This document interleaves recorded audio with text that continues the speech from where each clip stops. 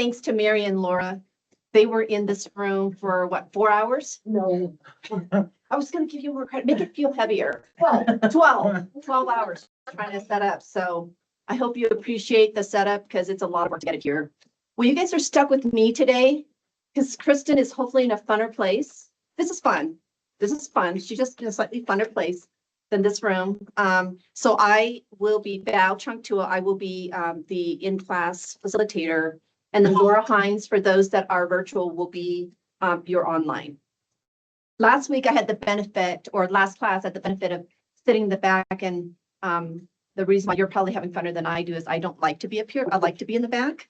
And so I'm stuck up here today, but I had the benefit of being in the back, and being in the back gives you a really good view of the skyline, in my opinion.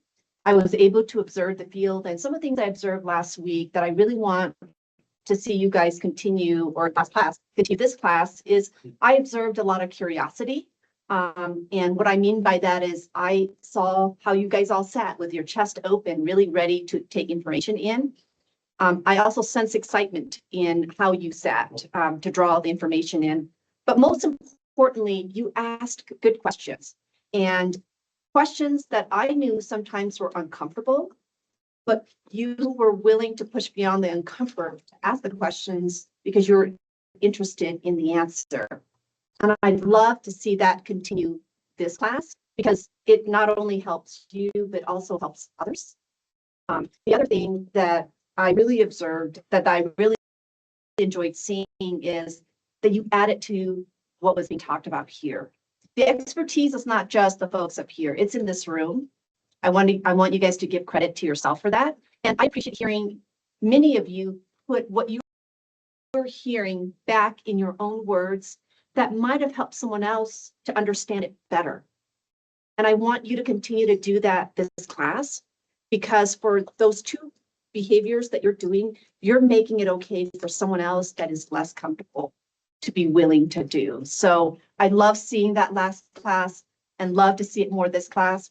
And the other thing I'd love to say that you were doing enough, but I'd love to even see more is instructors, do please interrupt each other.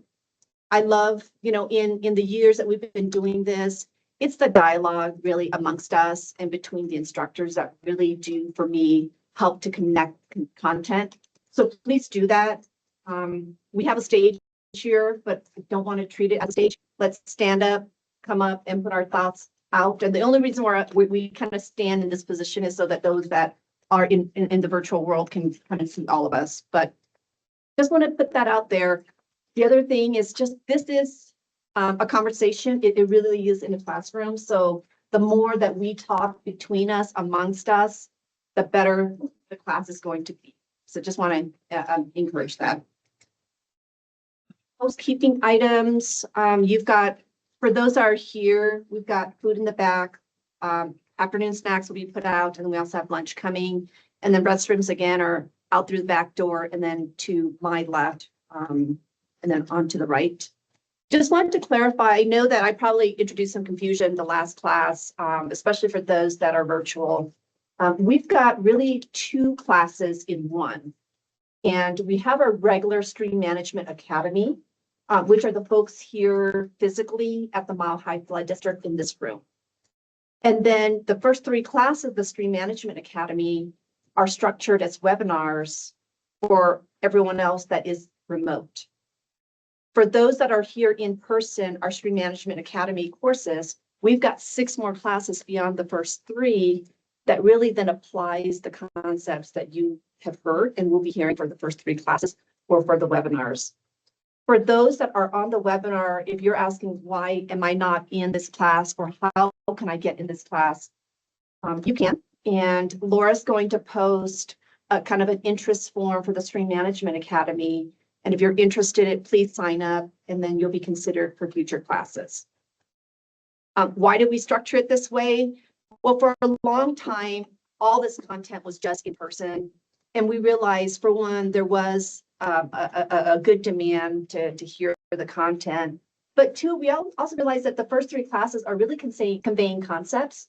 And we do need to hit a larger audience. And that is why we pivoted to having the first 3 classes to be webinars so that we can hit a larger group because we're only getting 16 to 17 people a year. And now we can hit 200 to 300 a year. And so that's the why we have it structured this way. This is our first year structuring it this way. And so based on feedback, we'll see if it works or not. And if not, it'll be a different format next year. The other thing I just want to get heads up on is at around 11 o'clock for those virtually and those in person, you're going to get a feedback survey sent to your email. I highly encourage you to respond to that. We do take everything, including the temperature of coffee, the types of breakfast you're getting, lunch types. We do take your feedback seriously. We work very hard to customize every class to each one of you. And so I do want you to please take the time to put your thoughts down because we will listen and you will see it incorporated back in both the webinar as well as the in-person classes. Mary and Laura, did I miss anything? Just one, the Wi-Fi password. Oh yes, Wi-Fi password for those that are in person is on that whiteboard in the back. Thank you, Laura. You know, as a flood district, you know, we still are learning and we are constantly learning, and we this year, including last year, but this year we've got a lot of clinics on leadership. We've got a lot of clinics on management, and we just had one this week on mental health and fitness. And one of the things that I learned recently, I should have known this, but I learned recently from one of our coaches is that as humans, we have to hear things 6, 7 times. That's why I'm constantly repeating things to my husband and my kids. You know, there's science to this. But we have to hear things 6 to 7 times for them to really connect to us.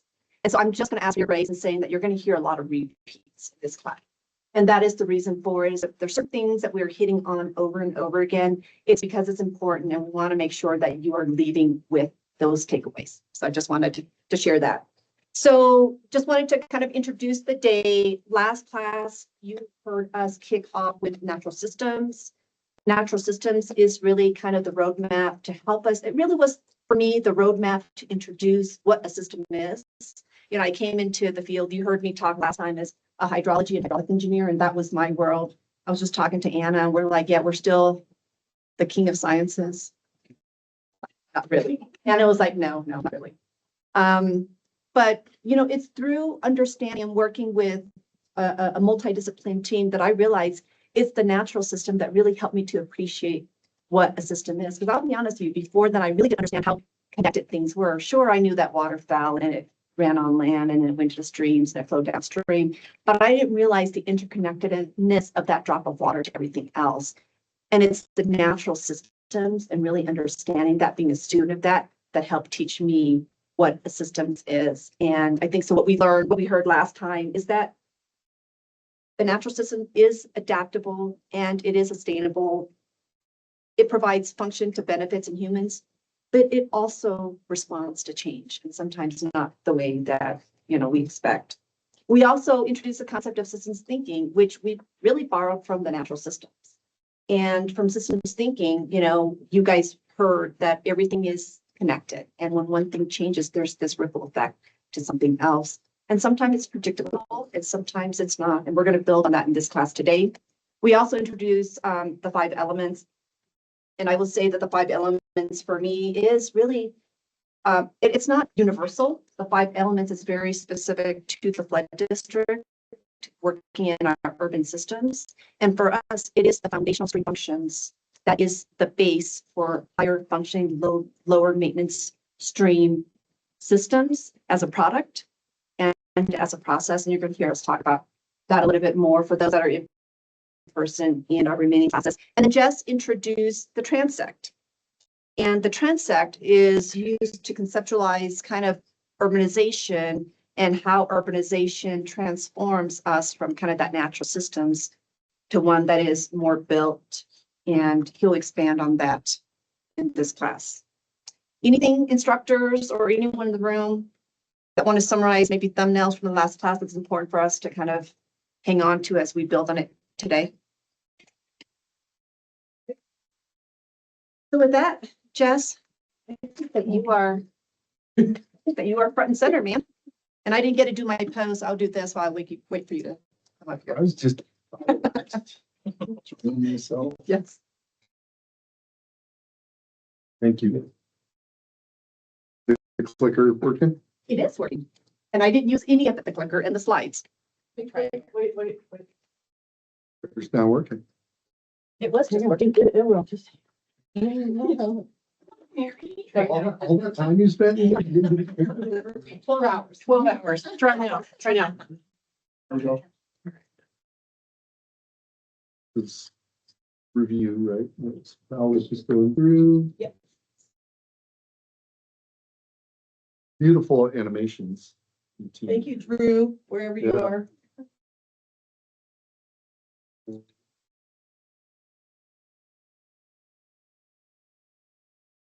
Just remember what Val was talking about as I'm flipping through all of it.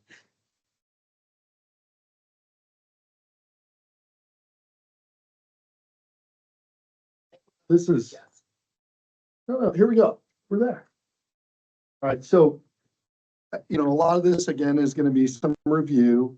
I like to start with this image because I think it's a really nice reminder that everyone is all living on the planet together, and the real heart of this starts with, for decades, we've managed our waterways with a real focus on H&H, and it's only really in more recent times that we kind of, step back and we look at it and we think about the way that we process our natural systems and the way that we use our natural systems, not process, plan for our natural systems, to include human processes in addition to their natural processes. So hopefully this is familiar to you. We talked about this last time, but there are a lot of definitions out there on urbanization, and I sort of cobbled my own definition together. So you'll see chunks of this if you were to hunt. But I really like this because it's two parts. It's the gradual increase of the proportion of people living somewhere, right? Density. And then that second part is the way in which that society adapts to that change. And it's really important to kind of think about this in those two components to me. And so looking back, hopefully this looks familiar. Does this not look familiar to anybody? Good. The urban transect, when we're looking at the urban transect, you can start to see that, right? It's that gradual increase in the proportion of people moving to one place. It's a simple concept, I know, but again, we're just trying to relate that back to the idea of urbanization and how it responds in the transect. So I would say before we're trying to manage something, we need to really understand what it is that we're managing. And again, some of these concepts are probably very intuitive to you, but I again like to just kind of bring it back to center so that we really kind of remember, like, what is it that we're thinking about addressing and trying to manage. And so, the first thing is, like, why do people move? There's a lot of reasons that people move. Often it's because they get a good job somewhere, or the economy is good somewhere. Sometimes, like, we're pretty blessed here in Colorado where we have great weather, we've got great access to the outdoors, all of these kinds of things. Those are related to why people move. This was, it's a relatively old now, this was 2022, but this just shows essentially a percent change of personal income. And so it should not come as a surprise to you that some of the places like California, South Carolina, some of the East Coast, so these places are seeing an increase in income, and then other places are actually seeing that decrease. And this one was the GDP. So the GDP relative to income. So then another reason that people move is there's population pressure, right? Like, some people really dislike density, and so they move to the next place out, and it's like you're squeezing the balloon. So when you get to a place that's too dense, you're not comfortable with it, they move to the next ring out. And sometimes people want that urbanity, and so they move in. So that should not come as any surprise. But what is kind of interesting, I think, is that there is this science behind people just wanting a higher quality of life. This map, again, it's a little bit old. This is 2015. And I was looking for an updated one, but I kept typing in millennial, and that's why I kept missing. But this one showed, it was really interesting. The dark blue dots were showing an increase in millennials specifically moving to a location. And what you'll notice is that these cities with the bigger dots are where there was the highest concentration of the millennial population moving. And the only reason I point that out is that it's that idea that people are moving to cool places. They're moving to places that have cool architecture, they have cool restaurants and bars, and they have cultural things like arts, the arts that they can experience, all of these kinds of things. So they're moving to places that are just desirable. And sometimes they're willing to pay more or live in a smaller place or, whatever to live in those desirable places. And the really important thing is, how many of you work for a municipality? I would guess that online, it's probably also a pretty large percentage of people who work for a municipality or you work for some kind of utility. Cities have to grow. We have to change our infrastructure. We have to change our communication infrastructure, our transportation, utilities, all of these different things. You don't need to read it. It's just the idea that our growth is necessary for us to kind of win the game, right? If we don't improve our infrastructure, something will fail because we're trying to adapt to that density. And so it begins to be a little bit of a chicken and egg game because we are both, when we're doing a good job, urbanization is attracting people, people are moving, but we're also having to adapt and accommodate all those people. And so you're constantly chasing your tail, trying to make sure that your infrastructure is keeping up with that growth. And most cities want to grow, right? So we're both attracting and accommodating people. I always look at these projections as kind of an interesting thing. These are sort of projections in the Denver metro area. And you can see that by the time we get to 2050, some of these populations are more than doubling, right, on those projections. And so when you think about this, your infrastructure, let's say you have drainage infrastructure or sanitary infrastructure, and you're doubling, you've got to keep up, or you have to figure out ways to do things differently so that the infrastructure you have can still work with the population increase. And so when you get back to this idea, it becomes really important to think about what our response is, right? That second part, the way society is adapting to the change becomes really important. When we get back to the idea of the transect, I like to think about a new transect, and you don't need to get into the detail of this image, but the image is basically trying to illustrate that when you're way back up in here, whether this is the plains or the mountains, you've got lots of small, windy, sinuous tributaries. And the further you get into that urban system, what do you notice? Say it again, louder. Becomes more linear, yeah. And concentrated, right? Is it more or less pervious? Less pervious, right? So the further you get into that density, you start to see things like rooftops are important and roadways and all of these things. So the way that transect is responding from a drainage perspective is different. And so the thing that I always come back to, and we talked about this last time, is that there are certain things that our drainage and waterways do for our own environment that starts to dwindle the more urban you get. And it really comes down to that idea of riparian function, right? Jess, I just want to give you credit. I mean, that going back to that last graphic, I know you spent a lot of time really trying to illustrate. It's not perfect. Mary doesn't like it. I think this really does help to illustrate. Mary doesn't like it. I like it. I can't remember what She doesn't like it. It's too much T1, too much nature. Mary hates nature. He hates nature. It's hard to see.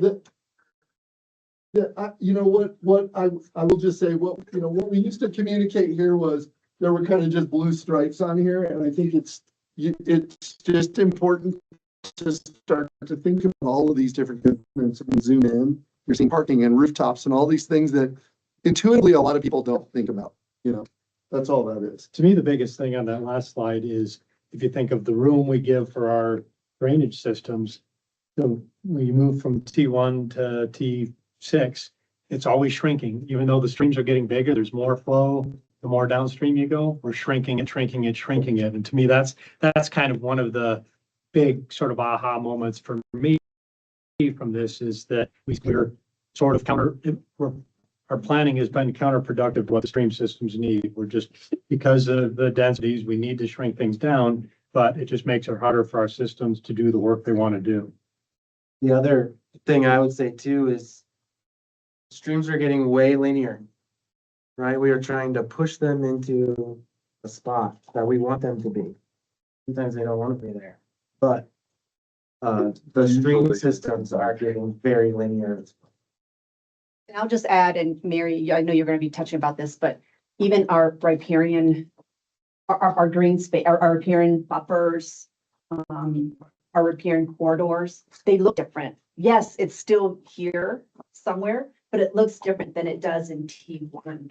And some of the stream systems are invisible because they're underground, but they're still there as you get to especially T6. You're right. So the idea, again, just losing that riparian function or displacing it, and that's something that we'll talk about more later on in terms of how do you displace that riparian function and still get it without having the waterway reimagined. And so I think I showed this slide last time again, but the idea it should be again intuitive, but the further right you're getting, the more structured you're getting because of what Troy pointed out. We're constraining our spaces, we're densifying, developing, all of those kinds of things. It should be intuitive, but the more you get into those complex systems, the more structured it becomes. To me now. We went really fast. Buckle up. Yeah. We went You really, want me to go back through them again? yeah, we could. Well, 6 times according to Val. does anyone have any thoughts on all that? I especially, do you mind going back to that? Because one more, that one. I will touch on this later, but kind of keep this in mind about that riparian function. We haven't even talked really yet about riparian function. When you hear that, what does that mean to some people? What are riparian functions? And this is recognizing we haven't talked about it, so I'm curious what you're bringing to the class as far as what you're understanding. Pardon? Habitat, wildlife habitat, sure. Temperature moderation with the shade. Services.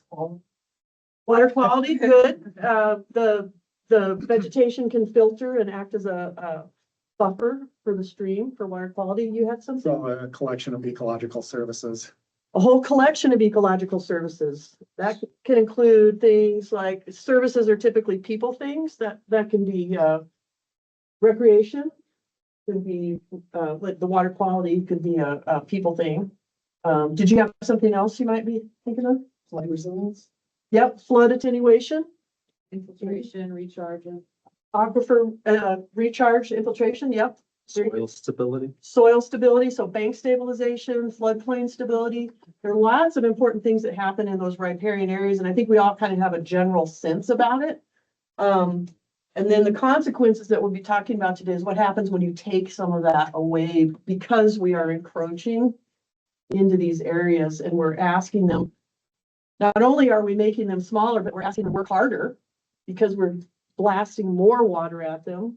It tends to be contaminated water a lot of times coming off at roadways. So we're asking a lot of these systems and as this slide sort of points out, what do we do about that? And there are things that we'll be talking about. So is anything online? Does anyone have anything that I'm not seeing? No one's turned in yet. No one's chimed in. All right, You know, everybody on wake that- up. Well, just on that note, since I have what do I have, 30 minutes to burn minutes?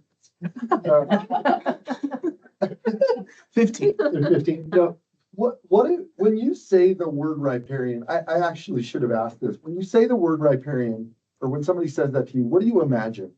You close your eyes and somebody says, tell me what you see when I say riparian. What do you see? Stream corridor lined with vegetation. Vegetation, and it's bushes, shrubs. Yes. Anything else? Anybody else? It's still birds for me. Birds? Reeds and willows, Yeah. cattails. It is interesting. I mean, most of you are, suggesting this kind of right at the edge of a waterway or a pretty wet waterway, but I will just suggest that, riparian function doesn't always have to be super wet either.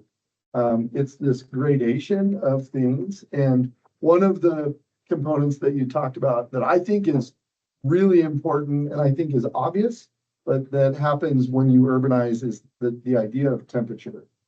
And the impact that hardscape, rooftops, asphalt, whatever you want to, the impact that has on temperature, both ambient as well as the soil temperatures and water temperatures are really impactful, super impactful to the health of those different components that you were talking about. So I think, I think of that.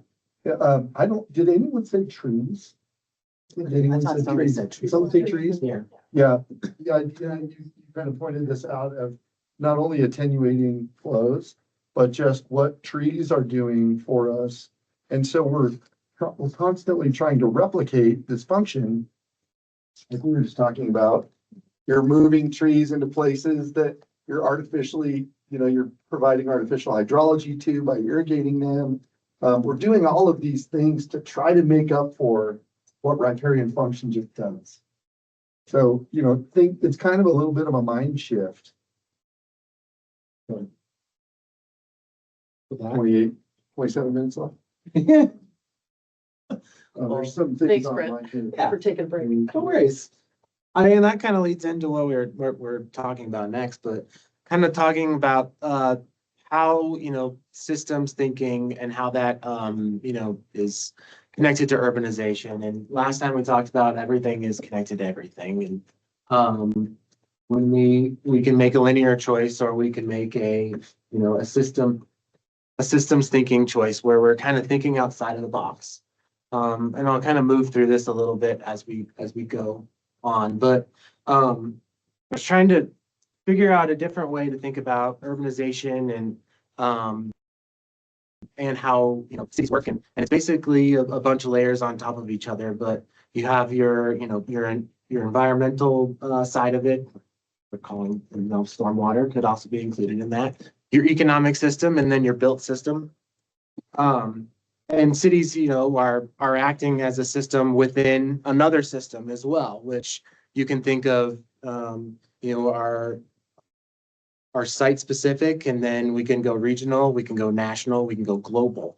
But there's a lot of interconnected networks, rather than isolated spots. And, with a goal with our built system is kind of creating a resilient, and adaptable system. And that's, I think, all of our goals is to make it just better for everyone.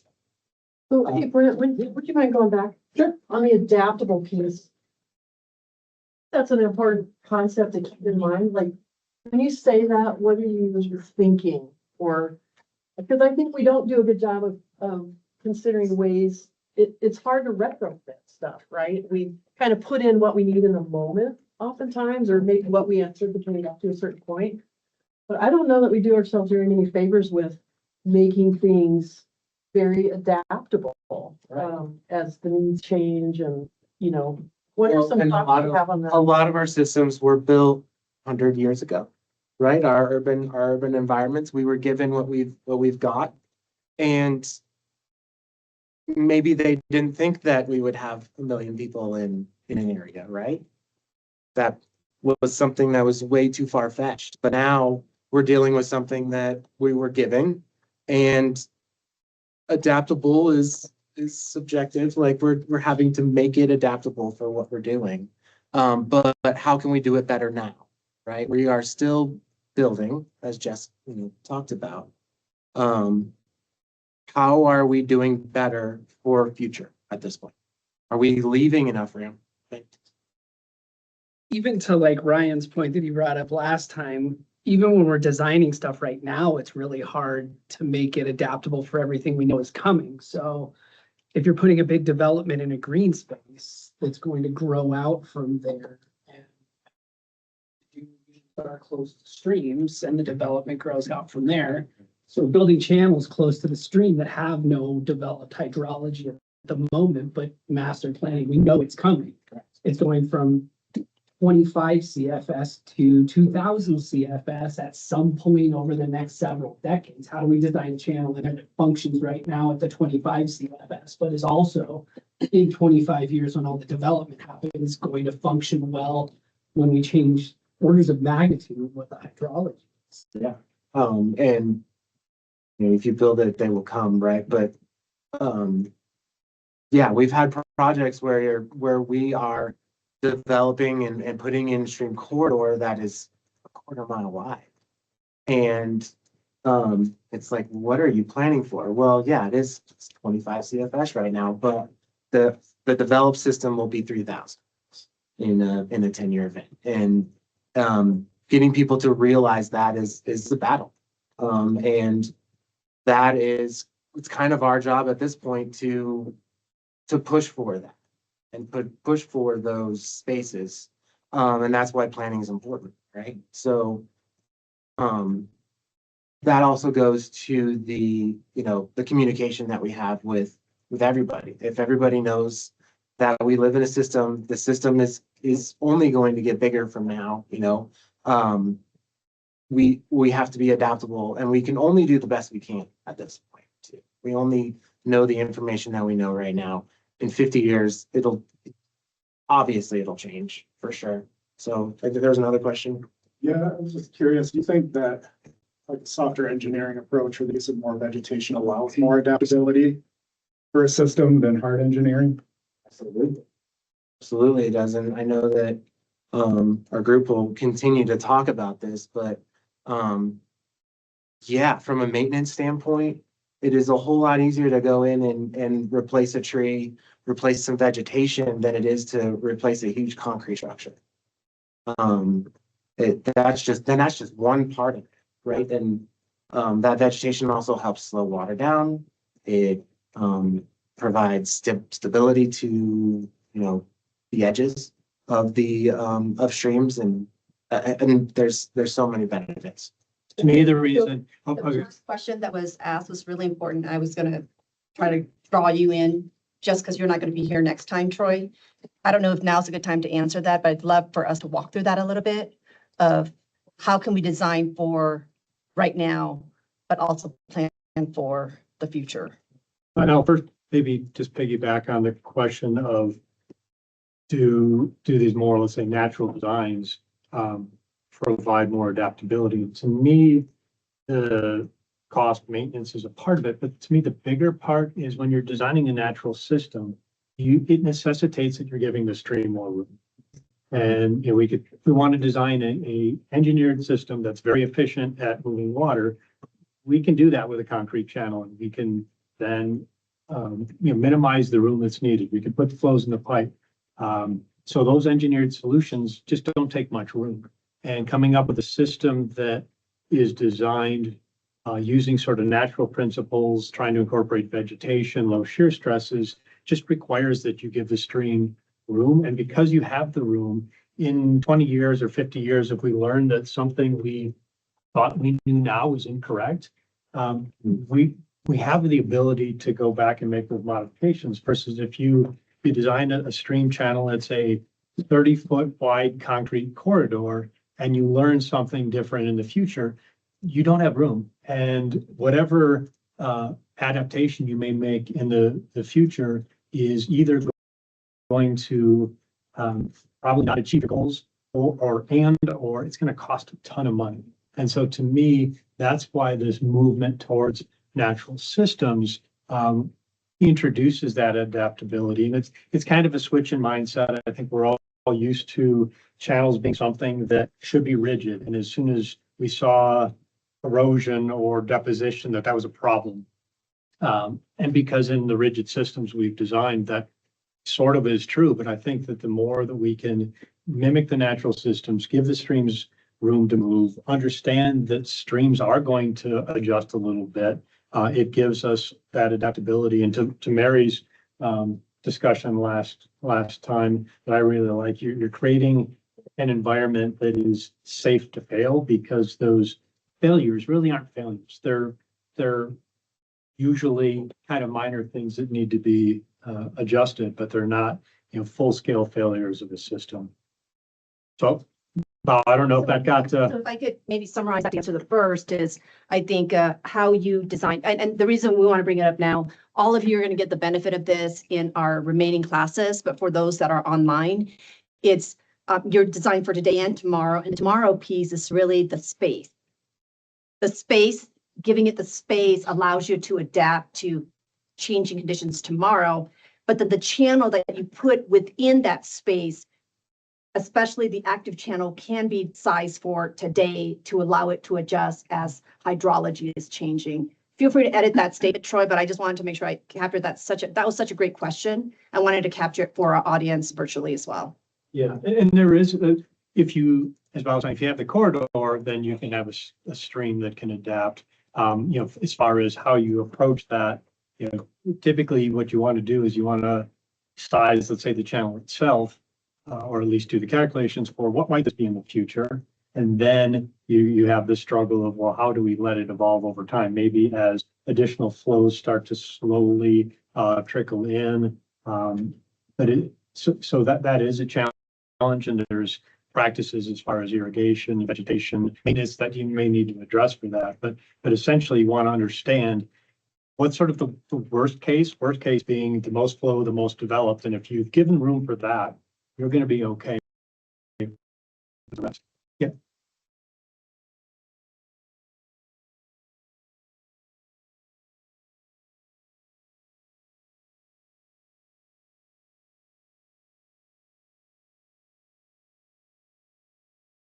Experience of private development, it's kind of like we do exactly what they say, not much more. And that's usually to touch upon, which works, but it would be nice to be able to convince a private developer to look into scenarios of the future.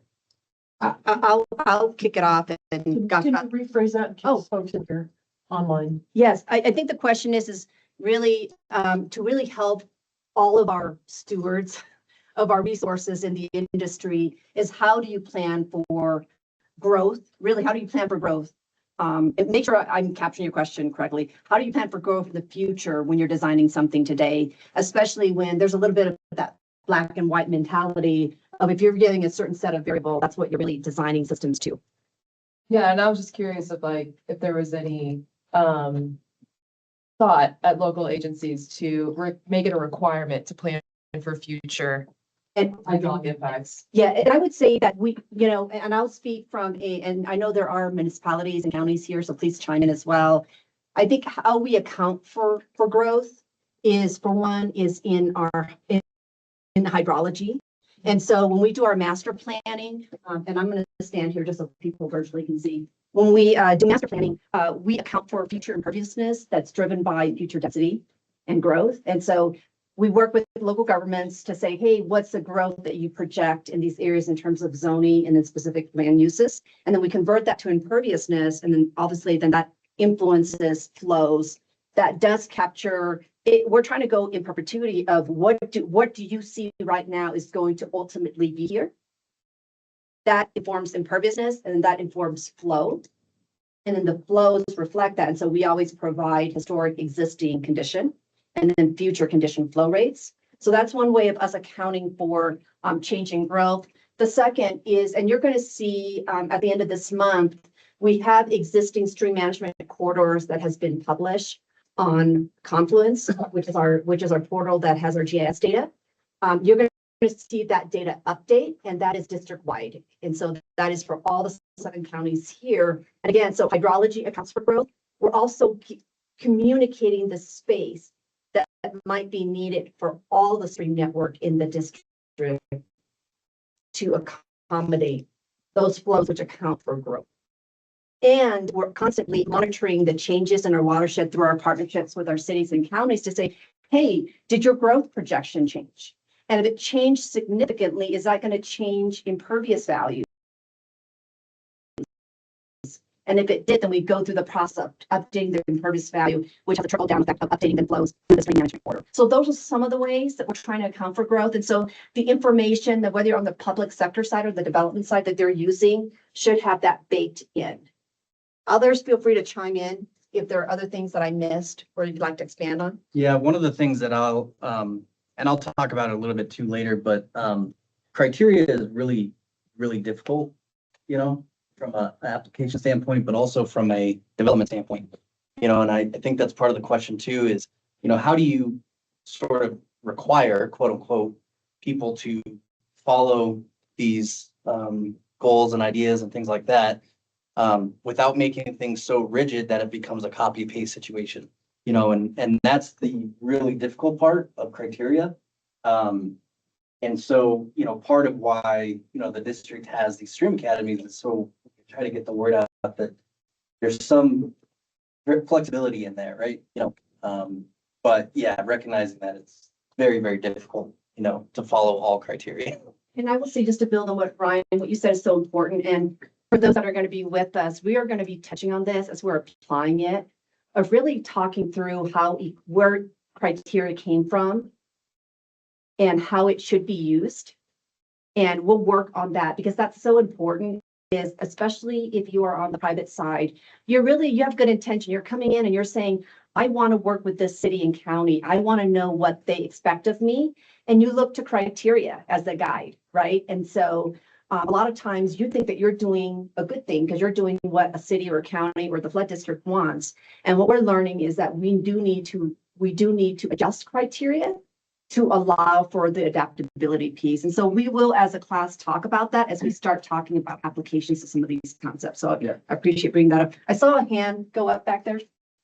Well, what you were just saying just made me think of the language that I see in our specs and codes all over. It always says like, if feasible, but then there's no criteria, right? So what do our, like at CDOT, what do our design engineers do when, say, we need added land for this riparian function? Oh, we don't have that land. Sure, you could go through a lengthy process to acquire that land and it's expensive, but because we don't have it right now, it's not feasible, right? So like how it almost seems like it's the code and the language in all these codes. The problem. Maybe we need more like lawyers at the table, and that's kind of the. I was going to jump right into.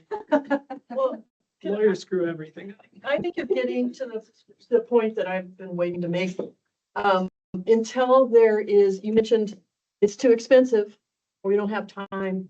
It really, to me, and down to economics, right? And until we are able as a society to put a monetary attribute to these functions, that's the problem. We have not figured out how to monetize function.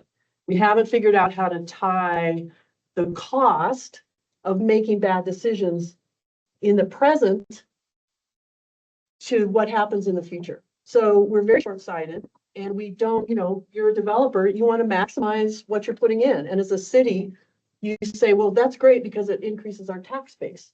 But what's lost is the long-term, and this is the cost, you know, of 30 years down the road when you need to go retrofit because you jammed a channel down the middle of some homes and you end up with Weir Gulch in Denver. We're not good at doing that. And so until we get a way to figure that out, it's always going to be a struggle. It's always going to be up to the people in the room to try to make the case. And that's certainly what we're hoping happens here through the Stream Academy, is that you all become ambassadors to these concepts of, yeah, but let's think about the future. And why do we need to give the stream? Why do we need to stick our elbows out now? It's because it's going to pay off in the long run for the community. You're not going to have to hit your residents in the future with devastating floods because we didn't make the right choice now. with devastating assessments on, increased taxes because we had to fix things for multi-millions, billions of dollars that we could have just, if we made the right choice now, it might not be so bad. So yeah, I think until we kind of get that mind change, it's tough because there's no way to monetize ecological function. Well, there are ways, Yeah. but people don't do it. Technically, has anyone done do you know of anyone who's done a cost benefit analysis of like, okay, we're saving money now. Like what are the cost of a natural disaster down the road from flooding? Like based on Yeah. case studies, like. I'm confident things like that have been done. I know Scoot is here and there's a figure later. I mean, we already have some costs on repairs of hard systems versus softer systems. All that's out there. There are a lot of studies that just will, quite frankly, just give you a dollar figure per tree.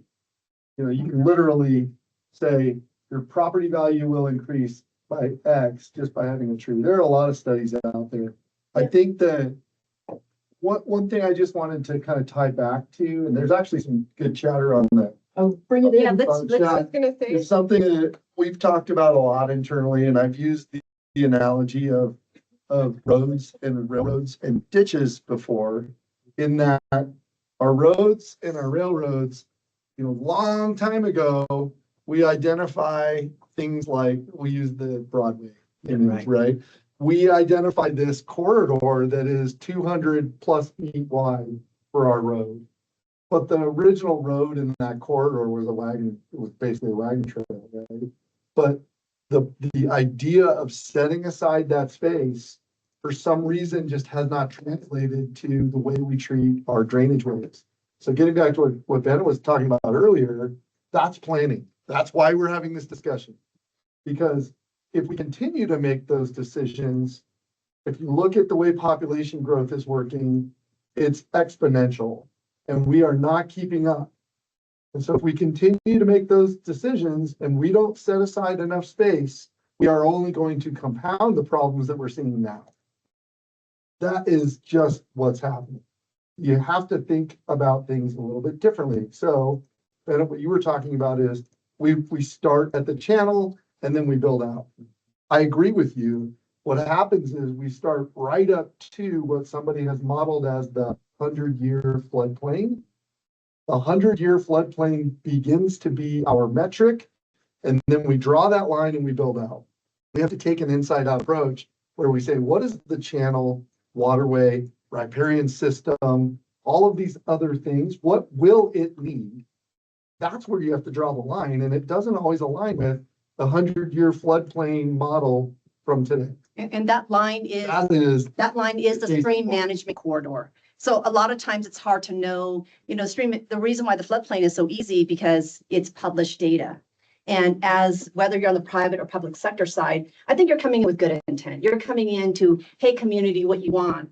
To Jess's point, I think the floodplain is used because that's information that's like, oh, you're communicating to me. That's where I should start. Yep. We are now communicating a different set of data, which is a stream management corridor, which replaces the floodplain as your starting point so that you are doing that, whether it's inside looking out or outside looking in. I did want to just touch on case study. So we are working on one right now. And I think from a development standpoint, I think to take the point home, it's all about economics. And I think what we have learned in doing this project out in the town of Parker, which you've heard me speak to before, is yes, there's a benefit to hydrology, there's a benefit to hydraulics, there's a benefit to 5 elements. But what we're learning is there's a benefit in terms of cost savings of total infrastructure to a developer, not only regional, but the on-site, the storm sewers, the inlets. And so we're going to quantify that. And I think that is a way to start to move the conversation because money does talk on things that people understand. And people understand the cost of inlets and roads and channels and ponds and drop structures. And when you can say, if you go this approach, it's yes, it's good for all these other reasons, but guess what? It also saves money. And I think it's case studies like this that's going to start to move the conversation where now it's actually proof of concept. It's not just a philosophy, but we're actually building. And so I think those are that type type of information is coming to support this conversation, but I just want to leave this conversation with a bit of optimism. I'm seeing what we're wanting here be done, guys. I mean, this is no longer just talk. It is actually being done, and it's being done because of people like you. To talk about all the change that we're talking about here, it's going to take each one of you going back to your company, to your organization and saying, hey, there is this information that is available. Let's use it. Let's educate. And also let's bring our developer friends in. Let's bring community planning and development in and have this conversation. So I do want to lead with a bit of optimism. I wouldn't have said this 9 years ago, but I would say in the time that we've had the City Management Academy, we've made a lot of headway, and all the stuff that we're talking about now isn't just in this classroom. It's being done. And yes, it's being done on the development side. So I do just want to note that it's because of people like you. I'm going to keep us moving, but I love the conversation. Keep it coming. Wait, before we do that, I saw a hand go up that I interrupted. Okay. I do want to say one thing. Yeah, please. That whole thing, and I agree that this type of academy is really important to get people to understand. But I came from the East Coast, the Mid-Atlantic, where this is regulatory standard. Like the ephemeral system that we're not talking about here yet so much is managed by regulation. So, for example, where I came from, Montgomery County, Maryland, every drop of water has to stay on site. All through micro bioretention facilities, green roofs, everything. That's regulation. That works. I don't see that type of regulation here yet, but I think it's important to mention that the reason that we're making progress here is because of this, but it's also because regulations are changing and they're becoming stricter.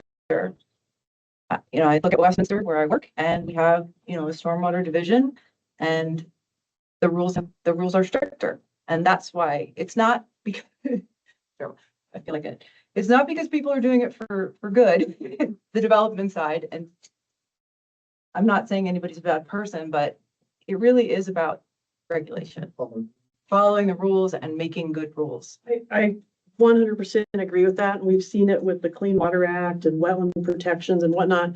But I will say the counter to that is there needs to be enough sort of understanding in the community or zeitgeist to have the political will to make those changes. And if you don't have a community that at least at some level buys into this stuff, including the developers who hold a lot of sway, those types of regulations aren't going to be successful.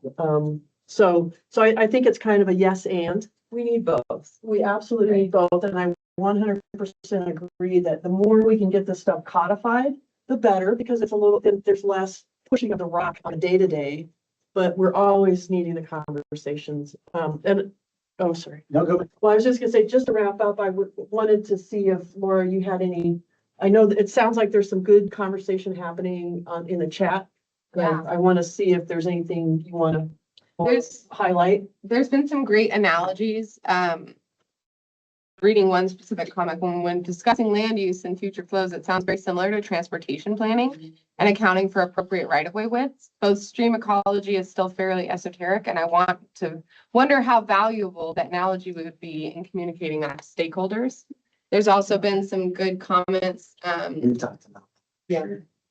relating to just the issues that go into growth planning and having the proper strategies with growth planning and making sure that open space is a priority and how best to communicate that. But no, it's all very similar along these lines, but they're really great points, and using the analogy compared to the roadways, I think, is a similar tactic to apply when it comes to streams. That's, I think, what we've been trying to say for a long time is, when we're doing our planning exercise, and we'll talk about this, I think, in the next class a little bit more too, but when we are doing our planning exercises, it's usually built around roads, or it's usually built around utilities, that infrastructure, and the stream corridors kind of get lost in that.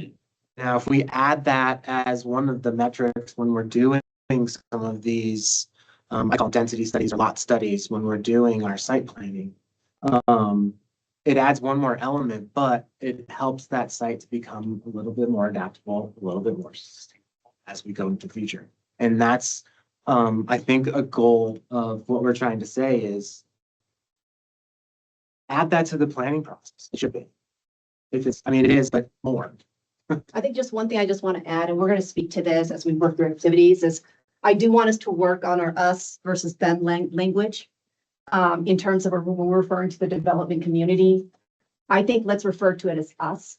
As the more that we can bring them into our conversations and say, how do we solve this together? I think the more effective we're going to be. And so that is something that you're going to hear me repeat continuously throughout this course, but I do want to make it an us conversation versus a us versus them. And it's going to take a lot of practice. I am the most guilty amongst the group. You know, it's me versus the regulator or me versus the code, but just wanted to kind of put that little thumbnail of love for us to shift our mindset to let's make it all about us and how do we solve the problem together. Just wanted to leave that thumbnail. Thanks. I have 5 minutes left and I've got a lot to go through, so. I'm gonna try. Have some veggie time. Oh, I gave you 23 minutes. and you talked through my, no, I'm just kidding. No, it was great. That was good conversation. I thought that was excellent. And it all ties into what I'm trying to say, so I can go through this a little bit quicker, but successful urban planning, we talked about the transect, just another picture of what that kind of looks like, but just remember that we live in a broader landscape and you know, there is a world outside of it, and we talk about context a lot in this class as well. And what is context? It's geographical, cultural, we look at existing conditions, and ignoring that context can lead to indirect costs. And you had just said costs. Like, we can't think of costs as like necessarily monetarily either, right? They're opportunity costs, right? When we are doing a project and we create a barrier to, say, movement of people on a trail. We talked about, you know, from the site, neighborhood to regional scale. We just have to look beyond, like I said. Let's see here. Where was I going here? Infrastructure improvements that we are making now can affect us regionally. So if we're just looking at the site, did we miss something on the regional scale that, you know, that may be missing? That's why we try to look at context in all of our projects. So a little case study that we did in Denver, north of town in Globeville. We worked on a project called Platform Open Space. It's just to the west of National Western Stock Show area, north of Argo Park in the Globeville neighborhood. And the property boundary is this. It was an old brown build. Keep going through this with some barriers around it with railroads and everything. This is an old smelter site.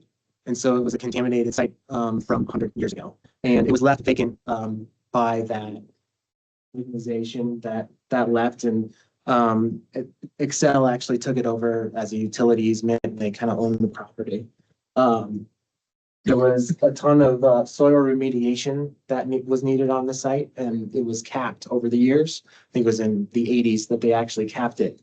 But the project came in, it was started in 2006 from a neighborhood coalition, and residents wanted the site to be cleaned up because there was a lot of illegal dumping going on, and really they were just kind of tired of it. And so they created this advocacy group, and it took 15 years for this to actually happen. But really, it wasn't until 2018, I think, is when they updated the master plan for Denver and the area for the neighborhood, and it added detention. And really, that's what kicked off the project from going from just a legal dumping area into an open space that everybody was proud of. And so 2019 is when they actually started really going forward with the project. You can see regional context is huge on this one. You can see downtown there. The railroads are in orange, and there was a huge barrier to getting people in and around and just connecting people to the city that they lived in. But really what made the project happen and really what kickstarted the project actually being constructed was the need for a detention facility in the area that was identified in that master plan. And so I guess the premise of this is kind of thinking outside of that box, right? We had a project where we wanted to do an open space project. The neighborhood wanted to reclaim it as an open area.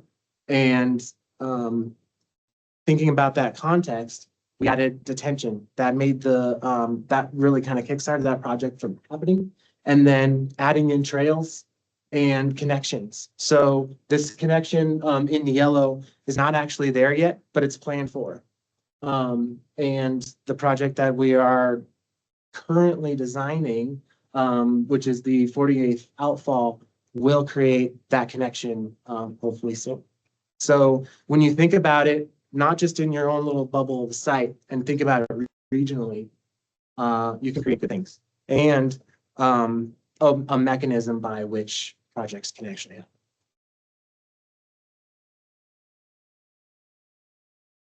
This is what it looks like today.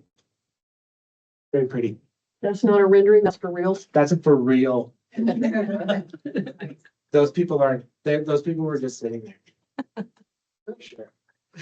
Those were neighbors, actually. And we go out to the site and they still stop us when we're out there and yeah, they get Stacy hugs. So, embrace complexity in content and context to find multi-benefit solutions. Proactively plan and manage systems. And how do we do that is 5 elements, right? We're looking at hydrology, hydraulics, geomorphology. The pond in this, we'll learn a little bit more about this pond in future classes, but and then the vegetation was huge on this project, and that was a lot to do with the soils on this site, and then also the community involvement was really what made this project happen.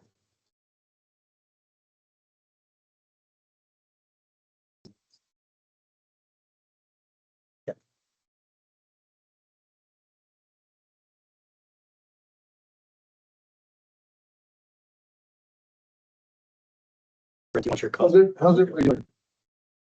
Or Ready to elaborate? Go for it. Yeah, when We can take one now, or we have one scheduled right after Ryan's done. What does it feel? After Ryan? Okay. So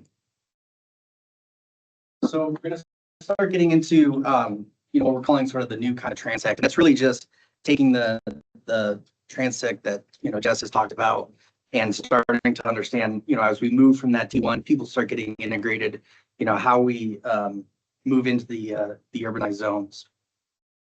So going from, see if my graphic works. Perfect. So going from, T1, starting to move into T2, T3, T4, what I'm going to go through is we talked last week or last time about, those fundamental transport processes. So, the water balance and how water is being, from a hydrology standpoint, the precipitation, how runoff's being produced, infiltration, evapotranspiration, all of those things. And so those are those fundamental hydrologic processes that, every system has, whether you're in a T1 or a T6. So that's, I think, one of the really big key components here is understanding that you have those regardless of the system. It's then how do you manage those and how do you work within those confines. So, again, the hydraulic factors, and I updated the chart. So now it's much more reasonable as far as the volume goes underneath the hydrograph between blue Way and to green. take feedback, Ryan. Yes, yes, we listen to comments. But with all those hydrologic parameters, the big things that we're looking at from a design standpoint and getting into the hydraulics is then that the peak flow, the volume, managing the working with the duration and the frequency of storm events, and then the basin characteristics.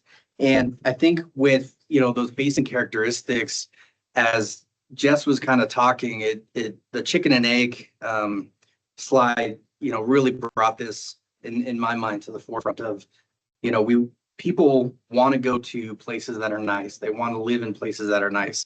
So you're introducing all of this urbanization, but then at the same time, we have to react to that. And so we're changing the basin characteristics, but we also have to design our new channel systems corridors to be accommodating to that. So it's kind of, this back and forth game of going through all of that. Because like we mentioned, you're getting more concentrated flows, higher flows, and, more impervious areas. So what I wanted to do was go through an example. So Marcy Gulch, I think I mentioned last time, this is in Highlands Ranch.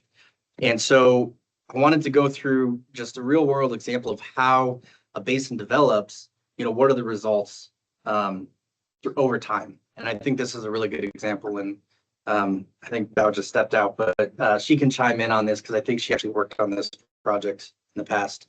But this is the basin. So the basin boundary in black. This is in Highlands Ranch. This is 1993. So pretty much the basin is largely undeveloped except for down at the downstream end where it ties into the South Platte River.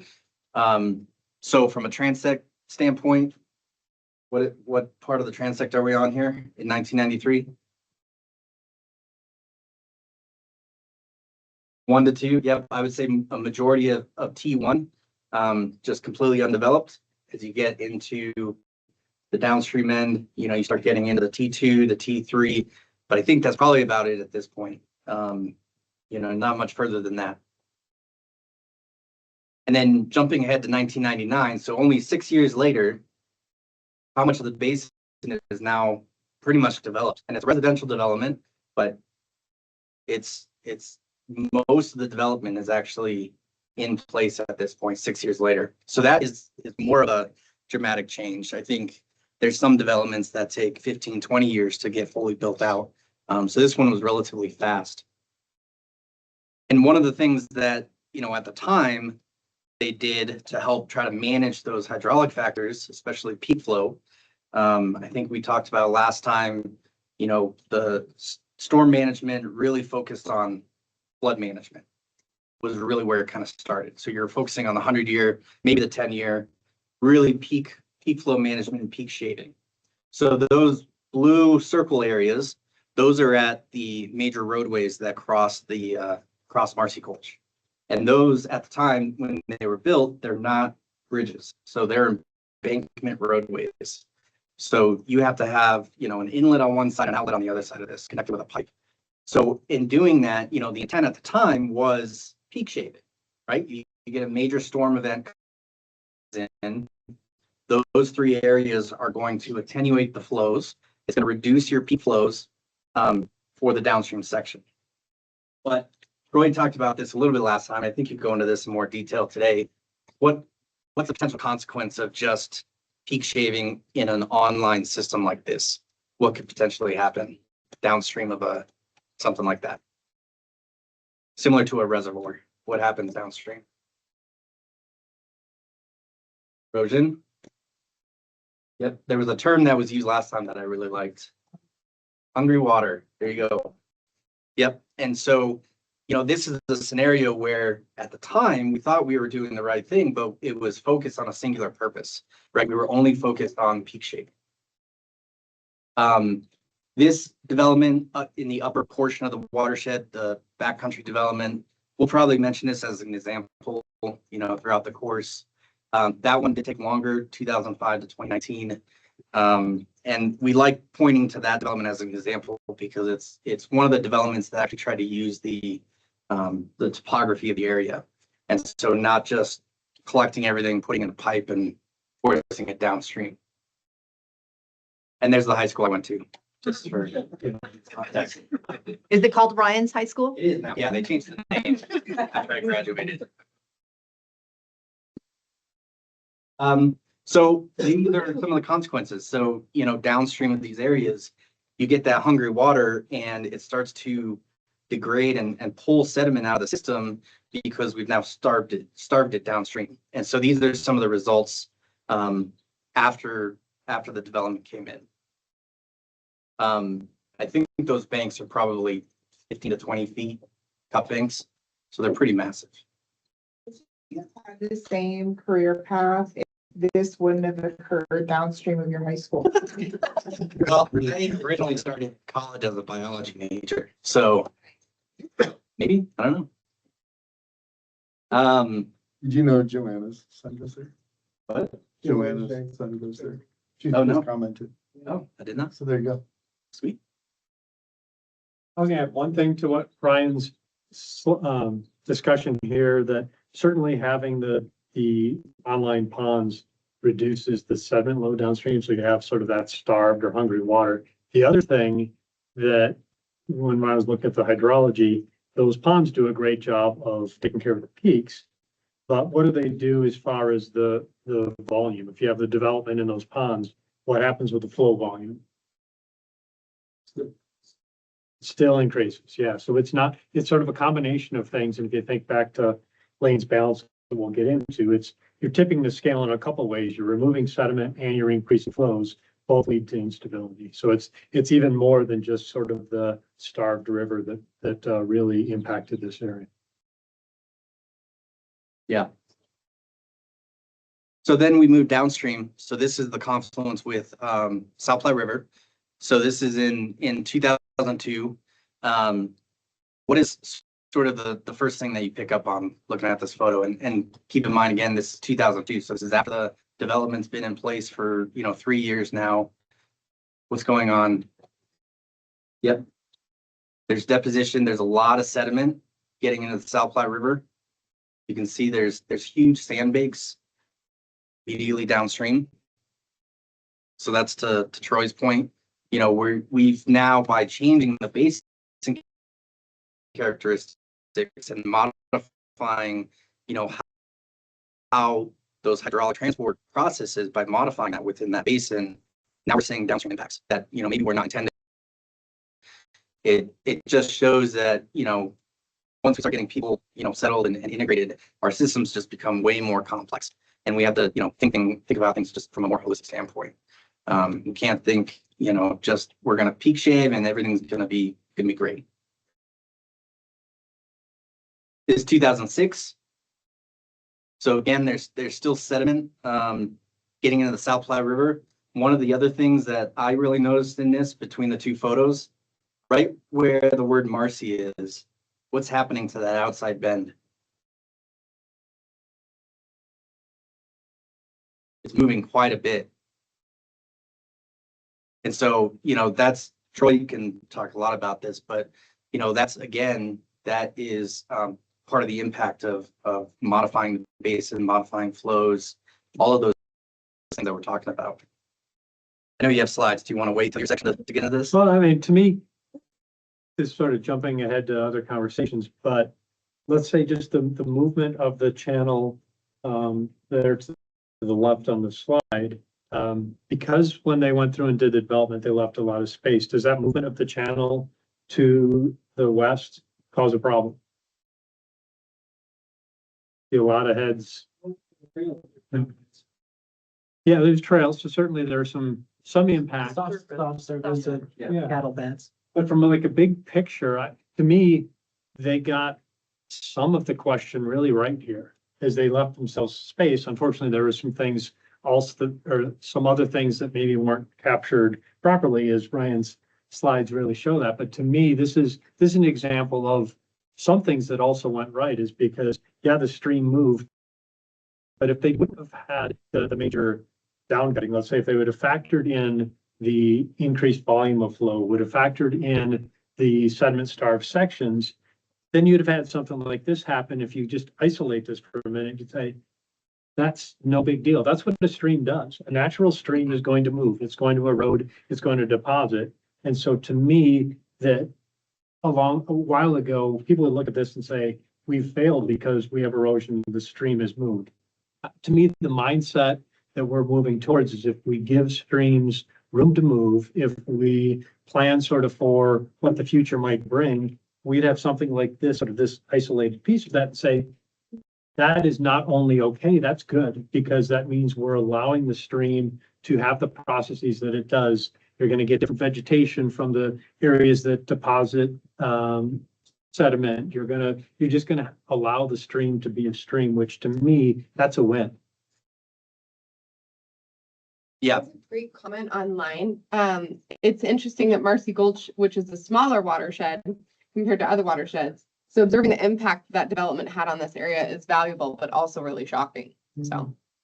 yeah, and that's a good point because this develops sort of in a residential. So, you're still in that, T3, maybe T4 in the town center areas, right? So we haven't even gotten to the T6 where it's ultra urbanized. There's very little green space, things like that. So I think that's a good point.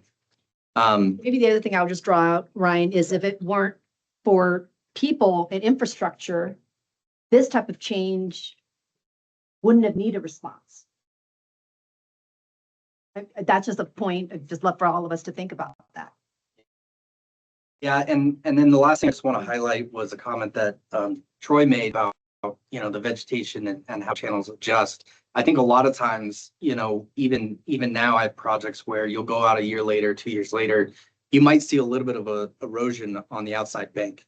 And some people, will freak out right away. We've gotten calls that say, hey, we've got erosion. You need to come out here, look at this. We need to fix this. You go out there and it's, maybe a little bit of cut on the side, but it's nothing that's drastic or severe. And I think that's just the mindset of things, right? We need to start thinking about ways more from that vegetative structure perspective that Mary will get into.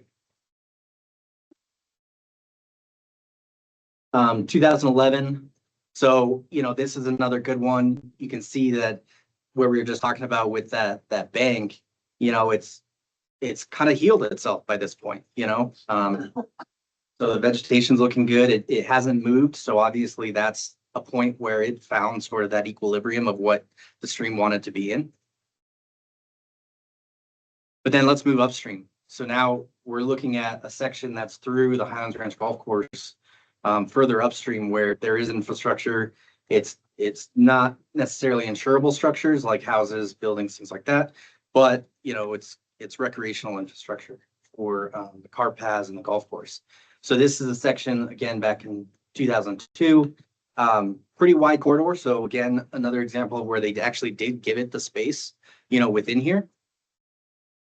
We go to 2006, you can kind of see, we're starting to see a more, you can see the channel better, which means that some of that vegetation has been, washed out from erosion. You can see some of the sand banks coming in. And then 2010, and this is where, things really start to unravel, right? We've got a much wider active channel, much more, a lot more sediment, a lot more deposition and aggradational zones. And then this is, again, 2010, just another shot. Now we're starting to impact infrastructure, some of the recreational infrastructure. There's a cart crossing there, a trail crossing. In the very back of the photo, that's the Highline Canal, where the Highline Canal crosses. And so now we're starting to impact the infrastructure in the area. And this head cut is sort of just continuing upstream as we go. Couple other photos. So I think at this point, and Val, I think did you work on this project? Was this the point where the flood district came in and realized there was an issue, or? Yep, Laura Prager, our executive director, started, and then I finished it up. Yeah.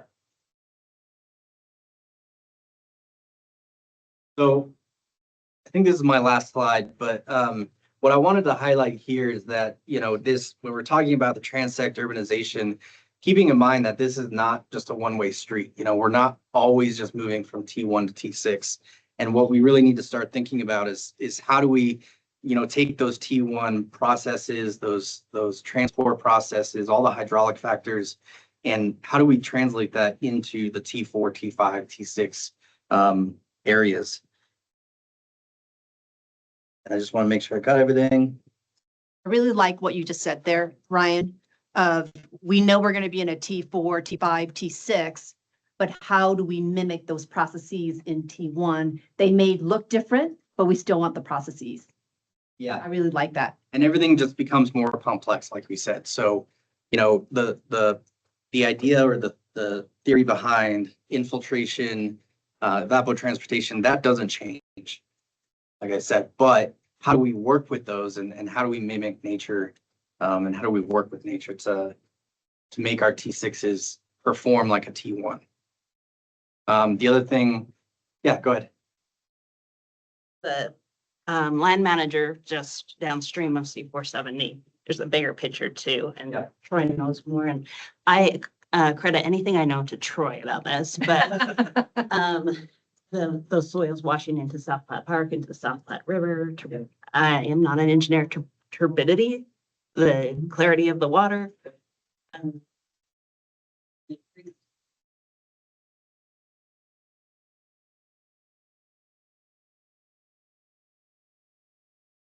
Yeah, yeah, and I think that's a really important note Can you too. say- Yeah, can you say Oh, that yeah. again or just rephrase it? Yeah, so the comment was it's not just the impacts are not just, from a hydraulic standpoint or a geomorphic standpoint, the issues in Marcy Gulch, added turbidity to the water. It made it sort of dirtier in a sense. There's more sediment. It increased the temperature of the water, which happens, if you take a deep section and you widen it out because the banks have been cut and now you've got just a couple inches, your water is going to be a lot warmer. It impacts the biology of the system It's miles downstream. miles downstream. Go Yeah. back to the picture of the Platte, the confluence with the Platte. Right there. Yep. That's the biggest. Yeah. And I maybe use this opportunity to highlight that, we don't necessarily talk about water quality directly as a part of this conversation, but just know that, yeah, a lot of our projects don't trigger the permanent water quality requirements because we're not adding additional imperviousness, but do recognize and be intentional in that through our projects, we are enhancing the quality of that water for all the things that you just cited there, Melissa. And I just want to recognize that water quality is baked into our processes, although we don't call it out. It's baked in, and this is a great example of that. I think Yeah. just the term water quality has so many different things embedded in it. When we're talking about water quality treatment facilities, we're maybe not thinking about this kind of sediment. We're thinking about road grime and Yeah. so on and so forth. And so that term is maybe, I would argue the district is very much in the water quality business. It's not in, water quality treatment facilities that we often accommodate associated with urban developments. I think in water quality, we sometimes think of regulatory and engineered systems, treatment systems. Yep. We're relying on natural processes to enhance the quality of the water, which is also water quality. So I appreciate that, Jess.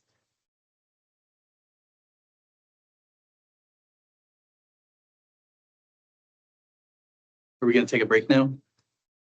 Oh, yes, we are. And right on time. Well, between you and Brent, you guys got us 5 minutes ahead. So 15-minute, Yeah, We've one got a quick question.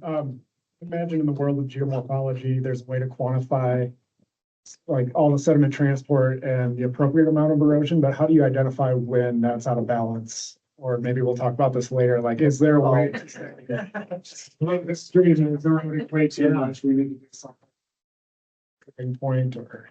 I would say that I'm not aware of studies that say what is appropriate. I think that all would fit into the context of a project. If you think of something, you're in a T1 transect, and you have, just significant sediment loads, maybe even there's a debris flow, mudslide, whatever it would be, you'd have just tons of sediment that would come in. As long as it's not impacting anything and the river itself is able to continue to, over time, move water and move sediment, that amount of sediment that could be massive is acceptable. You take that same situation, you put yourself in a T5 setting, that's unacceptable. And so that's the challenge, is all of that is very contextual as far as what is appropriate for your setting. And to me, you'll hear all of us say this a lot. The way that you help yourself is in the beginning in the planning is you give yourself room. Because if you give yourself room, you could be in a system where you are say a T5 section on the transect, and you do get a bunch of sediment in, or your stream moves a little bit, it migrates 10 feet on one bank after a storm. If you have room and there's no infrastructure, safety risks, then that's great. But that same setting, if you have built a house right up to the edge of that, 2 feet of erosion might be too much. And so that's why I can't give you a good answer other than let's leave room. And if we leave room, we give ourselves more buffer. Can I will brag on you and your company for a minute, so, because I think it helps answer what you're asking. And that is, so we did a very large needs assessment for the South Platte River through Denver. And ERC did a sediment transport study as part of that assessment. And that sediment transport study, what I think is really good about that is it doesn't necessarily give you the, like you're saying, it doesn't give you the answer. What it does give you is the ability to understand where there's degradation and aggradation, or where water, where the quality of the water changes because you've got different sediment characteristics, right? And that kind of information gives you a different perspective and informs decisions about maybe what system you can change to, or what adaptations you can make, and how that's going to ripple, right? Hopefully that makes sense. And so I will say, the reason I'm saying I'll brag on it, I would encourage whenever you can, if you're in the situation to understand sediment transport, you should. Not because it's going to give you the answer, but it's going to give you more information to make good decisions. Yeah, and I would add to that is what it's giving you is, how I use it, because we worked on it together, is it's not absolutes. It's not giving you X or Y tons, but it's giving you an understanding of sensitivity of the system to changes that you might want to introduce, and sensitivity and the risk associated with it. If I'm going to say, put a bridge here, I'm going to neck it here. Guess what? Now you can see that ripple effect of that. And so it helps to inform decision-making. Again, it's not absolute, but it helps to inform decision-making on a scale, a system scale, which is the entire 11 miles of the South Platte River, and on a project scale. And again, I think sediment transport, from what I've learned from Troy, and I'm going to say Melissa too, I credit all of my knowledge to Troy and my geomorphology friends, but it helps me to understand all of the factors that I have to consider when I make decisions and the risk consequences associated with it. And in your case, if vegetation is really important, understanding a change that might change an aggregation area into a degradation area, it's pretty important to know, or vice versa. So I just think that's a really important point to make. Yeah. A good question. Hand up? Yeah.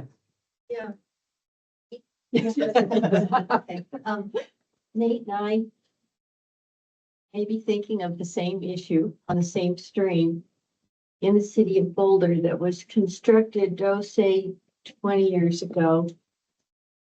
Drops in very flat areas. Every one of those flat areas is completely filled with sediment. Yep. And that's the issue we're dealing with. There is so much sediment in there. We've been digging sediment out for a month now, and we're still not done. Yeah.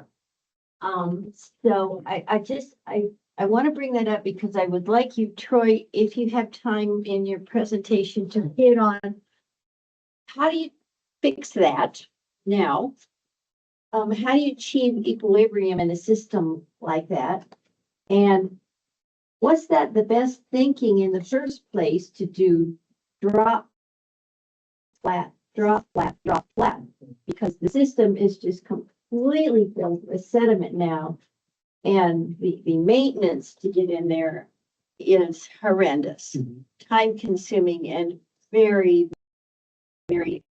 So you don't have that option to go back to designing it from scratch.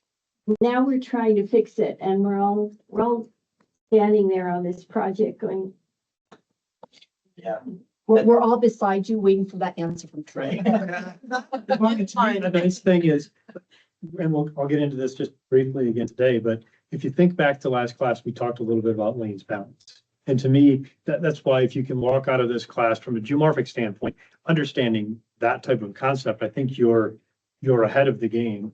And in this type of situation, you essentially, if you think of that on the left-hand side, you have sediment load and sediment size, which changes a little bit with the development that's occurred. But not that much. You still have the sediment coming in. And then if you think of the right side, you have flows and then you have slopes. And by putting in these step structures that we see all over the place, they were put in for grade control. What you're doing is you're making a flat slope. That is a low energy spot. That means you're going to deposit. So, I mean, the response is just, it's textbook response for those types of situations. And that's what maybe to Jesse's point is when original designs are being done or retrofits are being done, to understand sort of the consequence of if I change the slope or I change the flow, what's the likely tendency of the stream to be? And I think you're seeing the direct response of that. And then the solution, unfortunately, is probably going to be you need more space to make maintenance easier. You need to figure out a way to reduce maybe the sediment that's coming in, which means collection basins, or you deal with it. There unfortunately, We're going upstream to the Yeah. source reach. but even And then, then you're just still pulling the string. yeah, because sediment deposition or sediment erosion is a natural process. You're always going to get some of that. So unfortunately, that's a perfect example of what we have designed ourselves into in the past is thinking that we're going to manage a stream. We're going to ignore the processes of the fluvial processes, and we're just going to transport the water. So I'm gonna let you guys continue to talk, for those that wanna continue to talk, Troy, but let's go and start our break. And let's regroup back at 10:15. And Troy, I didn't mean to interrupt No, that's you, good. but continue to feel free to share or come up to Troy and hear his. And on my soapbox. No, it's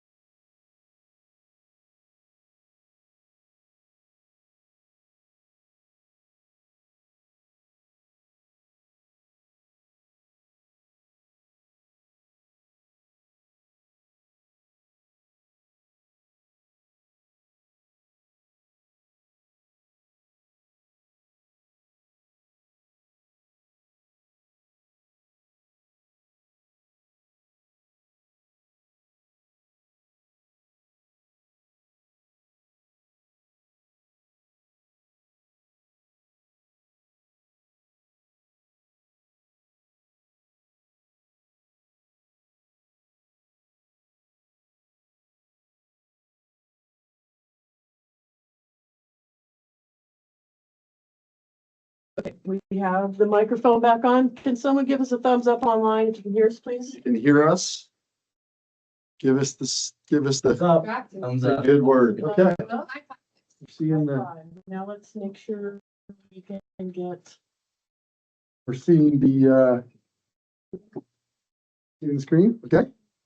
And we're working. Okay. Thank you, Mary. Your 12 hours in this room paid off. Okay, so I'm back up here. So you've seen this diagram, the 5 elements, and we're gonna start by just talking a little bit about community values. And so getting back to this, what was it, 6 times, Val? I think we're on, this is 3, I think. Hopefully, when you leave here, you have some version of a definition of urbanization in your mind. Hopefully, when you leave here, you will have this as well. But where we're moving to is the ways in which society adapts. So the first part was people moving, and I will move quickly. I will also not ask the name of, well, unless somebody knows the name of this. Anybody? Newton's cradle. There's an inside story on that one, but anyway, Newton's cradle, and Newton's cradle was to essentially illustrate that when there's an action, there's an equal reaction, right? And so when the ball hits the other ones, they move. So our reaction is managing our streams, right? Urbanization is all of us moving in, and so we're managing nature. That's again what we're getting to here. And then, as we've already talked about, the idea that topography and all of the things that we're developing to accommodate people, those things are what become our context. So this segment's all about response, right, Mary? So our response is urbanization, and it's all this development. And the thing is, if you haven't already gathered that, what we're harping on is that we tend to shape our streams to meet our context as opposed to our context around what our streams need. And so it's getting back to what you were talking about earlier, Bennett, which is we've drawn these lines often around what we think the stream needs, and we're usually using the current condition. And Debbie, that's what Troy was getting at. You're in that situation likely because there was a decision made at some point with the best information that people had at the time, and now we're giving you better information so that you don't make those, or you or the people that you associate with, or people that are making those kinds of decisions have better information. And so I'm going to flip through these because you've seen them. Have you seen them 6 times now? So this is one example of mitigating the effects of urbanization. This is out of a document that we did for the city of Denver called the Green Continuum, the Streets Edition. And the Green Continuum Streets Edition is all about essentially implementing green infrastructure type stormwater control measures in the right of way primarily. But what I wanted to illustrate about this is that there are different ways to implement that kind of infrastructure. And what's important, I think, is that these are the kinds of ways that we can start to mimic riparian function when we're not even in the drainage way or next to the waterway, right? So we were talking about earlier displacing that function. Well, green infrastructure, some of our runoff reduction principles that hopefully you're familiar with, disconnected impervious areas, all of these kinds of things are the ways that we can start to mimic or replicate the function that we have displaced out of our urban communities. And I won't go into this in any detail, but essentially the point is that if we're intelligent about the way that we plan for space, we're intelligent about the way that we design and construct things, we can start to move the needle on that. In particular, if we don't have a corridor that is wide enough. So we have to start thinking about how we can displace that function. And the comment earlier, I can't remember your name, I'm sorry, but you had talked about how do you do that if you're sort of out of space? And if, I think your comment was like, if feasible, right? Or something to that effect. We have to start thinking a little bit differently about what it means to make these kinds of adaptations. Sometimes it is acquisition, or sometimes it is thinking creatively about the space that we have right away, or parks, or, you know, those kinds of things. It's not always comfortable. I will tell you right now, it's not a comfortable decision to have to think about acquisition or managing water in places that it's not been done in the past, but we have to think that way. And I think we went through this. This is now, I think this is number 2. So you have to see this 4 more times. Kidding. But again, starting to think about how our infrastructure is really enhancing our context, not just doing one thing, working towards that vision. The plan and the planning efforts that are out there, they're often not directed at our stormwater systems or our natural systems even. Often our plans are focused on land use. We have to think about land use and reverse the way that we're thinking about our infrastructure and how it works with land use. And all of these other things that I won't go through them, you know, one by one, but I do want to focus on the last couple of those, which are generating community pride is something I think that relates back to that slide that I had about why people move. Community pride is a big one. How many of you live in a neighborhood or live in an area of town, or you live near a park or something that you're really proud of, and you like to tell your friends that you like a feature or a restaurant or something like that? Well, those very same things about pride translate to your context, and believe it or not, they translate to your infrastructure. And if you think about our infrastructure is all related, as Brent was saying, those things come back to architecture and context and the way a street feels. When a street feels good because it's got shade and the ratio of height to width is right. All of those things are thought through design and intentional plans.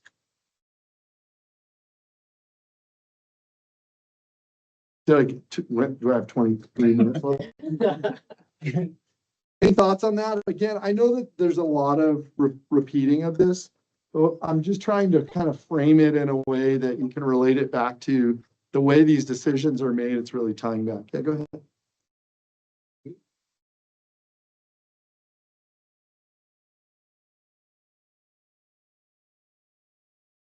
Yes. The question was, can I expand on what I mean about reversing the way we think about infrastructure and land use, right? Something to that effect. Okay, and I'll just use this because it was closest. So this goes back to the comment earlier about when you have a blank slate, when you're up in, say, T1 and T2, and you're starting to make decisions about developing, and you're going to start to get into T3 on, whether these are suburban developments, whether they're town centers, whether they're any of those kinds of things. If we are making decisions, and there are plenty of examples out there of master plans that have used a calculated 100-year floodplain as the limit of expansion, okay? And so if I come up here and I go right here, I go, the 100-year floodplain is 200 feet wide. And I'm using that just diagrammatically, but if I say it's 200 feet wide, and I try to take that 200 feet because, let me back up. That 200-foot wide is based on a trapezoidal cross section with certain assumptions about slope profile and all those kinds of things. If I take that and I try to translate that down into a more urban system where I now need to squeeze in roads, trails, you know, other kinds of things, I have not given myself enough room to do that, number one. Number two, if you take that same corridor width and you say it's 200 feet wide, and you look at the system on a really broad scale, you start to realize that that system wants to meander maybe a mile wide. And so when you've constrained it, you haven't thought about that, that constraint being so limited, right? And so what I'm saying is, if you flip the way you're thinking about it and you go, what does the stream system need? What does the riparian corridor need? What does the human system need out of that corridor? You're going to end up with a much wider system or much wider dimension than 200 feet. And we don't typically do that. We typically start with what's the 100-year based on an efficient trapezoid. And the efficient trapezoid has one function, moves water from here to here. So we have to layer in all these other things to give ourselves the right width dimension. That's what I'm trying to. Thanks. Good enough.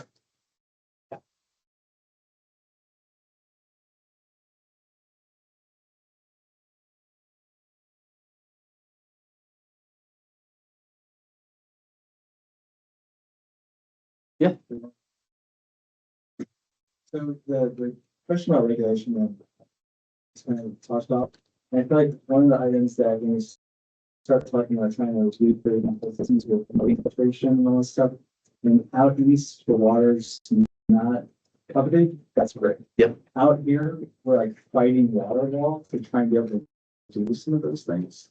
So how, what's the? That is, Sucks. so that's another one we don't have an answer to, I would say. It is a huge, I completely agree. It's a huge issue with, you know, how we manage water here in a much more arid climate, you know. And I'll talk about it a little bit, but, you know, we are so set on volumetric treatment, right? And so that's where you're requiring that you capture a certain amount of volume of water, you hold it for a certain amount of time to drop out sediment, pollutants, things like that, and then you're releasing it. There's still losses with that approach, right? You're still getting, especially in a soft bottom detention facility, you're still getting infiltration, you're still getting evaporation, you know, from the surface area, things like that. So, you know, I would argue that with a lot of the green infrastructure, you know, it may seem like we're forcing more of that water to infiltrate and we're losing it in a sense, but we're also getting a lot of benefits from groundwater recharge. You know, I like to think of it as a process, you know, process-based treatment as opposed to a volumetric treatment. So, you know, if you're just running water through a filter or through a system, you're still getting the same benefits or most of the same benefits you would if you just had it sit there for a long time. You know, so again, I think it's a mindset shift, but again, criteria is very complicated in that manner. Yeah. And I'll find it for you about that, just trying to understand it, the water laws too, but I get the article basically was saying that you're not really losing water because you are getting more infiltration and you have like, it goes through the system for a longer period of time, so you're not losing any water, but I'll find it for you. Yeah. And there's something else that, and have you guys heard of Sterling Ranch? I think what they're doing out there is also very novel, and it's the concept of this evapotranspiration that maybe didn't exist before that now exists because there's less vegetation in the system, and it's really repurposing that. And so I don't want to get it wrong, but we'll share out the person that's leading that effort out there. And I think a conversation there would be help to open to this avenue of how we could still comply with laws, but also kind of make this work. And so, you know, there's a little bit of free water in the system as you go from the T1 to T6 that you might string into your conversation. And I'll just say, so my spouse is a water attorney, so just by osmosis, I picked it up. But the point is, this water would have infiltrated anyway prior to development. Yes. So you're basically, you're not, to Val's point, there's no new use of the water. The key thing is that you're not retaining it. You are still allowing it to do its thing. And that's where detention facilities, you know, they have the state law where it has to drain within 72 hours. As long as you're not retaining water longer than that, there's no water law implications. So it's complicated, but these types of things, not a problem. And there's something on a regional level, I think, I think Brian, you already know all this, but I think what you're indicating at is some of this could move policy too. If we're finding a betterment to this, maybe we need to, I'm just throwing it out there, maybe regional augmentation plans. If there is an impact or an injury to water rights, and those are conversations that we ought to be having. Let's not let what is today preclude us for trying something new, because that something new might be a betterment for the ecosystem. We just need to have different policies or codes in place to enable it. There's a One, question online. Sorry, anybody else? I was gonna say one more thing. With our use of water, outside, outside water use for irrigation for landscape. These systems help to alleviate the regulations that are now kind of coming online with irrigating outside for these landscape uses. So this is also one thing that we should be looking at too for advantageous use of water just on site, so that we aren't using our municipal water for irrigation of landscape where we can. It's going to help with water conservation for the future.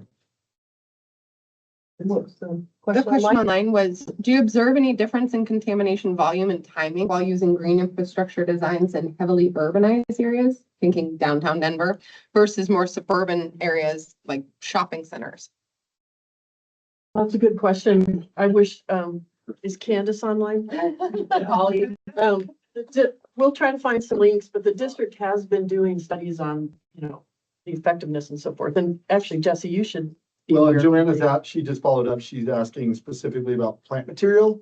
And so, the short answer is we are adapting our planting plan to integrate plants that are more resilient in an urban condition. So in the case of Denver, for instance, where you're seeing mag chloride and you're seeing the sand that Denver's using is not Colorado sand, it's coming from Utah because it's got more salt.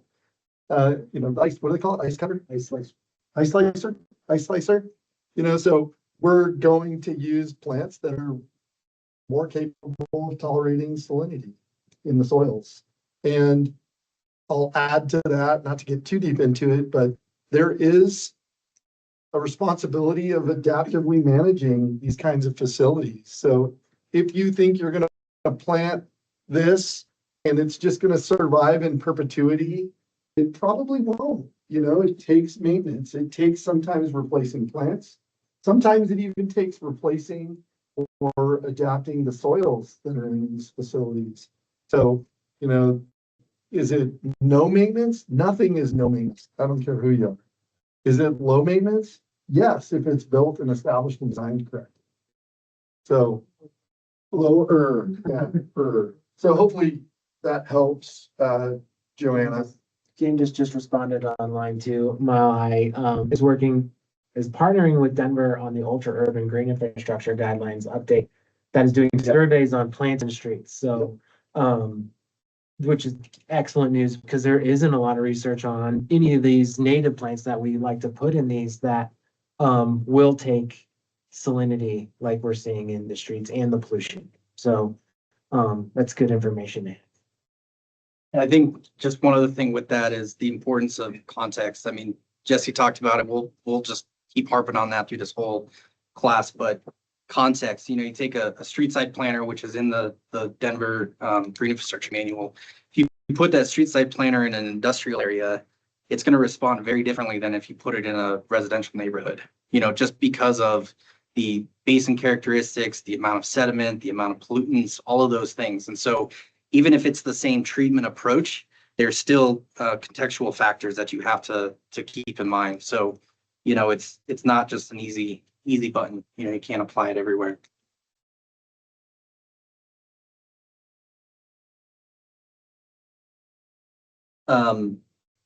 So I show this all the time, and she's not even in here to see it. I show this all the time, and the reason why for me is because it's just a very simple way of saying, the watershed should shed less water. To me, it's a very simple way of saying, how we manage stormwater within an urbanized area like we talked about, you're not necessarily changing the amount of water in the system as a whole, but you're managing how that water is then flows through the system. You're going from less impervious areas to more impervious areas, things like that. But if we can manage that urbanization in a way that's mimicking, natural processes, then, we can effectively, reduce those peak flows, manage the volumes more appropriately. We have water quality benefits, things like that. So that's why I like showing this. So from a hydrologic standpoint, this gets into the water balance again, which we talked a little bit about last time. But one of the big questions as we're thinking about the effects of urbanization is, if we just take a step back and we think, okay, when it rains, where does that water go? And so when you start with the natural system, you've got, and the arrows are somewhat scaled, but, just diagrammatically to show, you've got a lot of precipitation, you've got less surface runoff. You've got less surface runoff, you've got a higher rate of infiltration, you've got more depression storage, which is just those little undulations and pockets where, stormwater can get captured.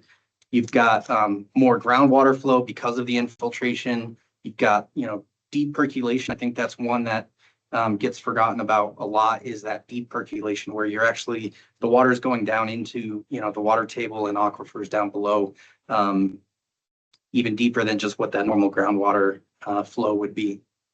Evapotranspiration is a big one. When you've got more plants and vegetation, that water is going to be used as far as the evapotranspiration. So then how do you translate that to the urban environment? And so again, that same question now, where does the precipitation go in this case? Right? It's the exact same transport processes we're talking about, the infiltration, runoff, all of those things. But, what we're seeing is the increased runoff, the little to no groundwater recharge, the reduced infiltration, reduced evapotranspiration. And so, when I'm working on projects and thinking about these things, I always kind of take a step back and just think about, okay, when it rains, where's that water going to go? And it's not just the individual site, it's looking at it more holistically within the watershed as well.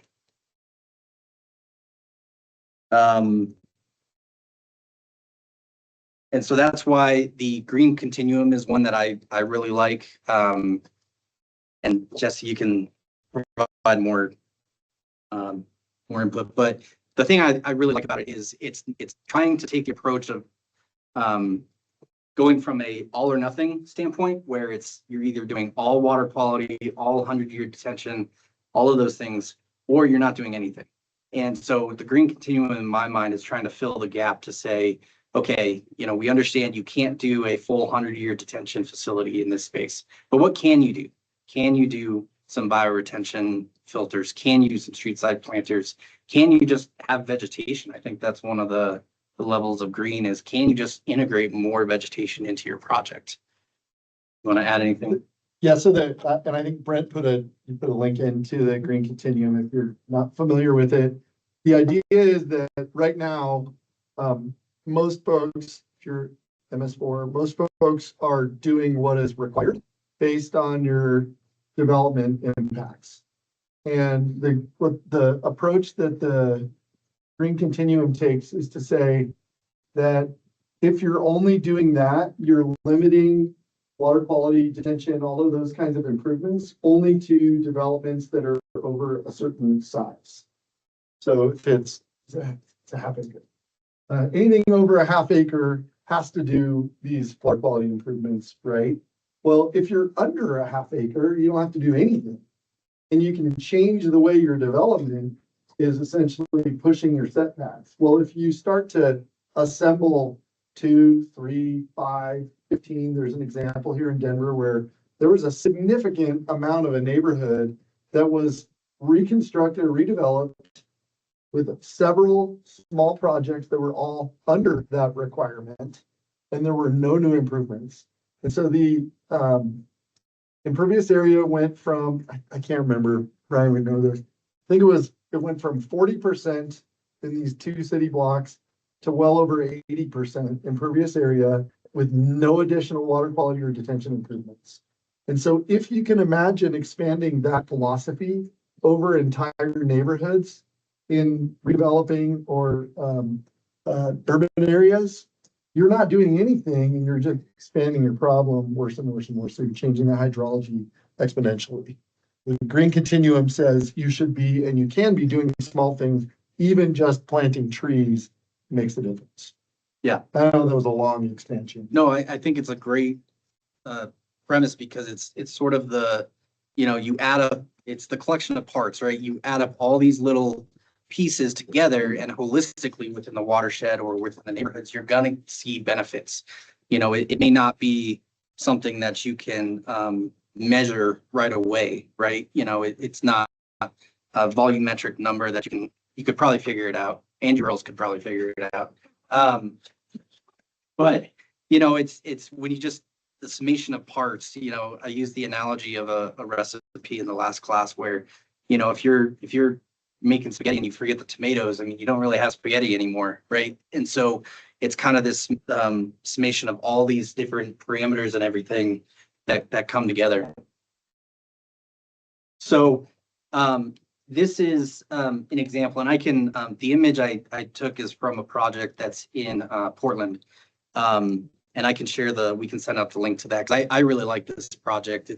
It was a local development where they took these same premises and ideas to improve how water moves throughout the system.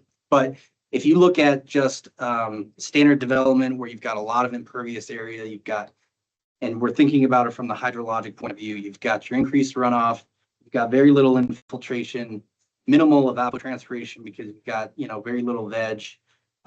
And most of the time, the I'll say traditional quote thought process was this: put in a pipe, take it downstream, and you've either got a direct connection to the river or the downstream corridor, which in Denver, there's still a lot of areas where there's almost no treatment, from the storm sewer to the river. Because they were built before we started doing detention and water quality and all those things. So in that case, you're managing your stormwater basically at the end of the line. If we change that thinking and we start thinking about, how we're managing the stormwater on site from those hydrologic principles, now we start integrating green infrastructure, which is getting you that infiltration, it's adding plants, getting the evapotranspiration, you're managing your runoff a little bit better because, now you're slowing it down through a vegetated system as opposed to, just putting in a pipe and shoving it downstream. So then you're attenuating your peak. And so if we're doing all of that within the watershed itself, again, it's adding all of those together to ultimately come up with a better result downstream for the downstream corridor. What you're speaking to here, Ryan, if I could repeat, is doing this at a building envelope scale, at a neighborhood scale, at a community scale, sub-basin, and then watershed. Yep. So it's not just the entire watershed into the South Platte. Exactly.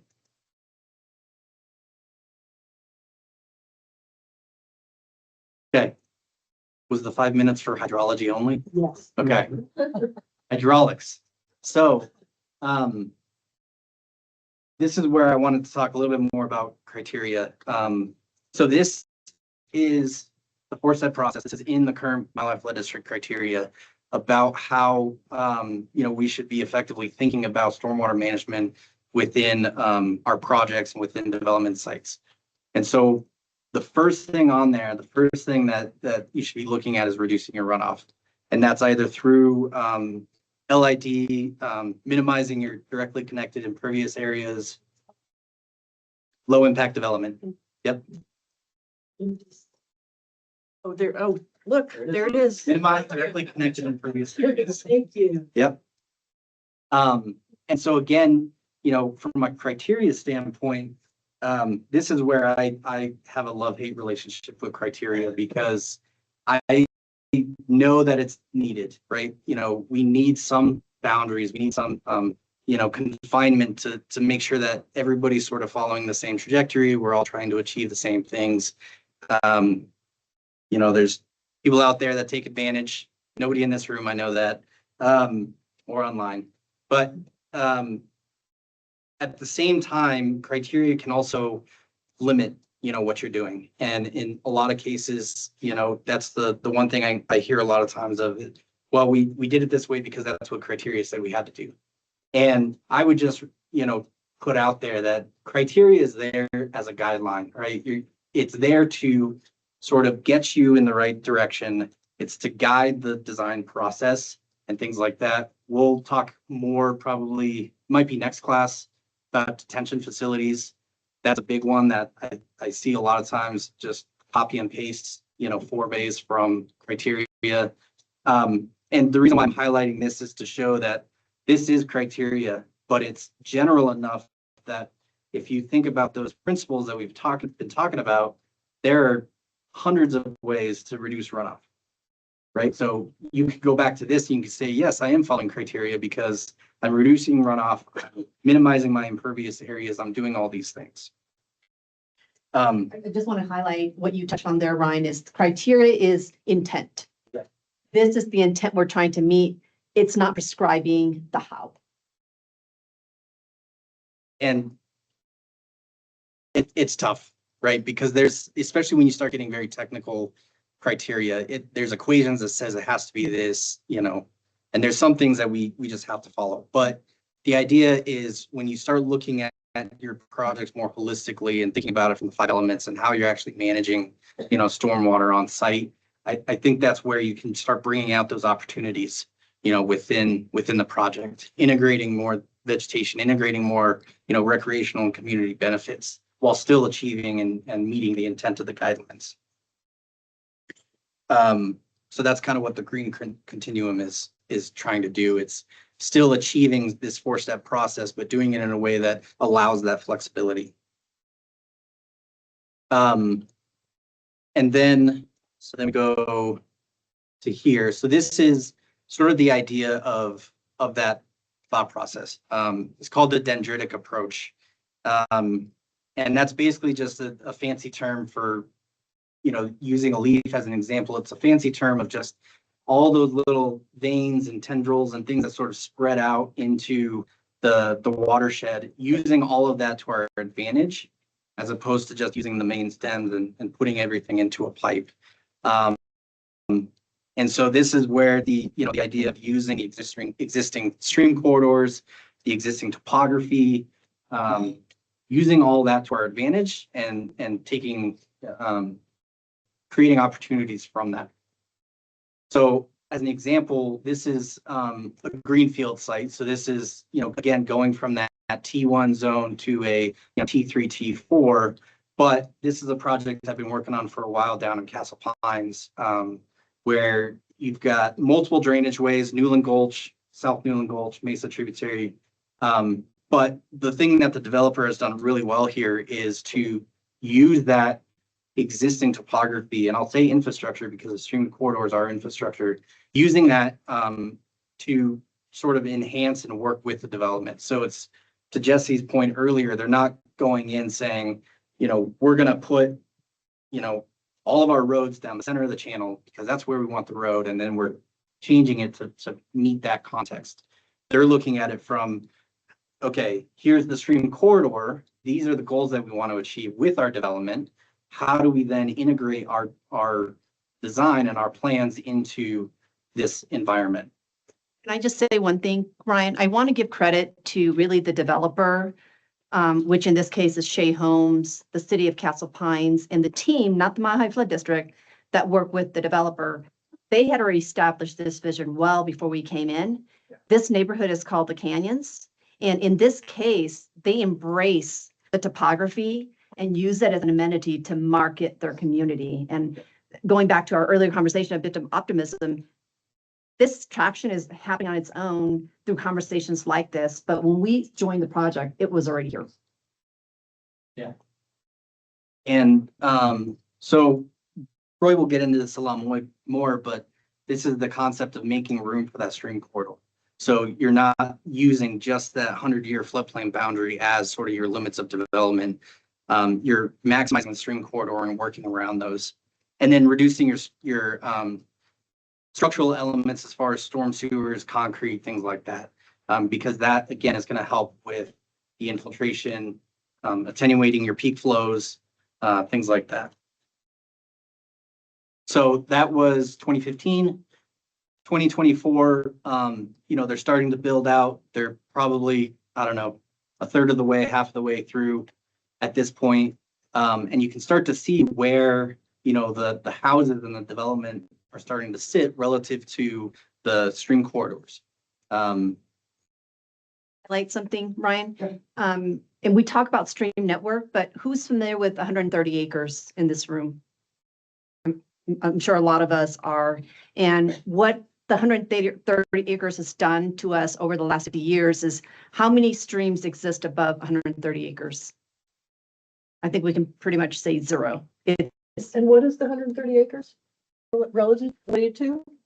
130 acres relative to the drainage area along a stream. And that point has been used historically to demarcate where it is minor versus regional, and minor systems, meaning that it can now be piped. And my point in bringing that up is in this community, I just want to go back to Jess's point of the T1. If you remember the T1, all of the stream network, even to headwaters, exist. The one thing with this community, although it's a T3, T4, the stream network is a T1. Is to a T4, the stream network is representative of a T1. And that'll be important later on. So of all the streams that we're seeing here, which ones, how much of what we see in the blue here would have been able to be piped if that 130 demarcation had been used? I mean, in a traditional, like, above. Yeah. Most of this. Yeah, most of this would be, and I'll talk a little bit about the detention approach as well. This is a neighborhood where, at the confluence points and the lowest points of these basins, you would typically see large detention facilities, right? So you're just taking everything from those 4 sub basins, collecting it all together, putting it into a 10 acre foot or more pond, basically, to act as your treatment. And that's satisfying, criteria. That's meeting the requirements for water quality and all of those things. And so, but with this developer, they understood that the idea of you spread everything out and you do everything on a more holistic basis, you're still getting the same benefits, but then you're also allowing yourself the flexibility and able to take advantage of those opportunities to put in more, recreational components, coffee shops, trails, all of those things that from their standpoint is going to help them sell houses, and that's what, they're looking at.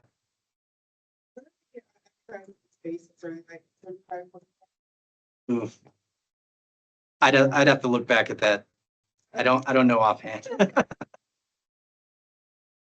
They are small. They are I would say they're smaller than 130 acres. So we've got regional facilities, regional detention facilities that have drainage areas that are smaller than 130 acres. I think that's the point here. Detention and streams that we are recognizing as regional facilities. And we can go into this, in way more detail, maybe next class or down the road, but, we have done studies, the district has done studies to help the development community show that, from a cost standpoint, and if you take this approach, you're not losing anything. You're not losing lots. You still get the same number of lots that you want. You can still achieve the development goals that they're looking for with this approach, which was the biggest hurdle. I think it still is a hurdle value. I think you deal with it all the time. Every dendritic approach that we've applied, we have not lost density. I think that's really important because there's always this challenge of losing developable land, which doesn't make revenue pencil out with expenditures. And I could say that we always work with the team to make sure the density that they want, they achieve. And, that in order looking at, like holistically, in this view, all of those little pink areas, those are all water quality facilities. Some of them are full detention facilities. Some of them are smaller, water quality specific facilities. But you can see how many there are in a single development. Like I said, traditionally, what you would probably see here, and actually going back to Marcy Gulch, what you saw,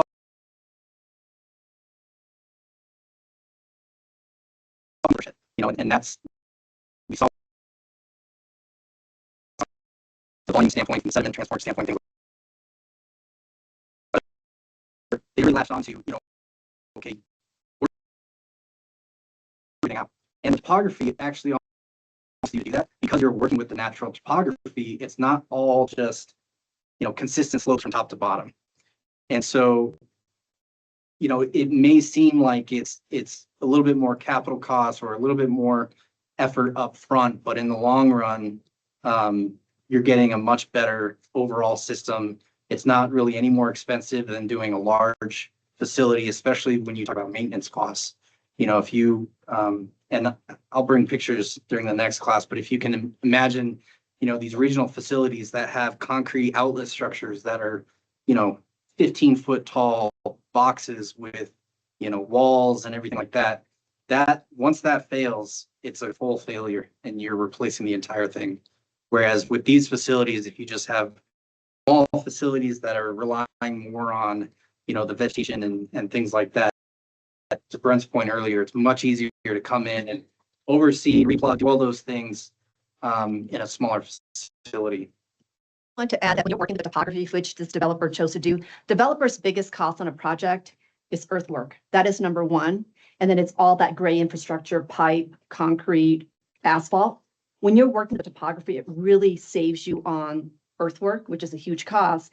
And then when you've got distributed regional facilities, it makes their site also balance better, because once you get out of earthwork, then it's this cost of moving dirt from one location to another on that site. And that's what makes it attractive to developers. And so I think one of the things that we're going to be learning through this class is the language that we should be using depending on the audience type. And I think when we were talking to the land development community, yes, the warm and fuzzies of ecological services is important, but I think speaking the language of how can we make this project more cost efficient to work with the workflow might be a way in to make it kind of us versus them. Something that I like about this image, actually, that is a principle that is important to consider, is that the disturbance areas are also staying away from the vegetation that is relatively healthy in these drainage ways. And the reason that's important is that when you start to go in and regrade these channels, even if you were to regrade and try to make a channel bigger in the same location, you're often putting yourself against nature and trying to establish or reestablish healthy, resilient vegetation on steeper slopes without irrigation. And so this is, illustrating that vegetation that has adapted over hundreds of years in some cases. And so thinking about trying to get healthy, resilient vegetation that can withstand some of these shears and those kinds of things is extremely difficult, in particular if you're not able to irrigate, which a lot of these you're not able to. So something I really like about, you can see it plain as day in a construction image where those disturbance areas are. This is scrub oak, and they're about 200 years old. Yeah, scrub oak is, in particular, it takes a really long time. Gamble. Gamble. Can we call it gamble? I have a question kind of back to that principle. Do we think a result like that is still capable of being produced today in a design if we're not careful? Or are more checks and balances in place to kind of prevent The result of Marcy Gulch with the erosion and everything? Yeah. I mean, we still see it today. I think there's a lot of cases where, we're still seeing the erosion because when the design went through, it was focused on maybe one aspect. Another example is Big Dry Creek. It's another one in Highlands Ranch where, similar to Boulder, they came in, they put, 10-foot tall drop structures, every 200 feet, and then almost a 0% slope between. The idea focused primarily on hydraulics, how can we dissipate the most amount of energy in the smallest footprint and then just let everything, be flat the rest of the way. But, as we see, there's major consequences to that. I think I think your question was, do we still see new things coming through the door, like a Marcy Gulch or what you're just describing? And if we do, what are the checks and balances to say, whoa, Nelly, that's, Yeah. is that more Yeah. to your question? Yeah. Maybe it's like, I guess. do we have enough checks and balances in place now through our review processes to Yeah, well- identify those problems and maybe redirect the design? Yeah, what was missing from that original design that maybe is now part of it? Yeah. Well, I think, what was missing is what we're talking about today. Yeah. It's the idea of integrating all 5 elements. But yes, it still happens. There's another site that I just had a call on the other week where they have a detention facility. So they're taking the right approach at a small scale. They've got the distributed detention, things like that. But then they're outfalling into a natural sort of ravine before it gets to that downstream corridor. So there's a disconnect between now where the water is being discharged into the natural system before it connects to the actual downstream corridor. So in my mind, what's going to happen is that they're just creating a future problem, 5 years from now, where that ravine is going to erode because it's used to the flows, volumes, peak of a natural environment, as opposed to now we've got a higher peak flow, higher volume, higher frequency. That's a big one. We've got more of a steady trickle flow as opposed to these major events. And so it still happens all the time. And I think that's where my love-hate with criteria comes in, because I think it's partially due to criteria that we're seeing some of that still take place. Say, just to, again, bit of optimism is the check and balances. It's not just process. It's not just criteria. I think we forget about the people piece. It's people plus process is the check and balance, because I would say that now more so than in the past, we get calls from the city. I'll just give credit to Jared Coleman at the city of Aurora, seeing something going, I'm not sure what it is, but I have a question on this, reached out and we talked about it. And then after talking about it, the developer, and give credit to Alpert Homes saying, oh, you're right. Well, let's talk about it. And so it wasn't process, it wasn't criteria that caught that. It was just someone going, And that led to a conversation, and now we're going a different direction. And so I think that's why we're having these courses. And so you are part of the check and balance, and you are so key, and it's a conversation that is going to get us there.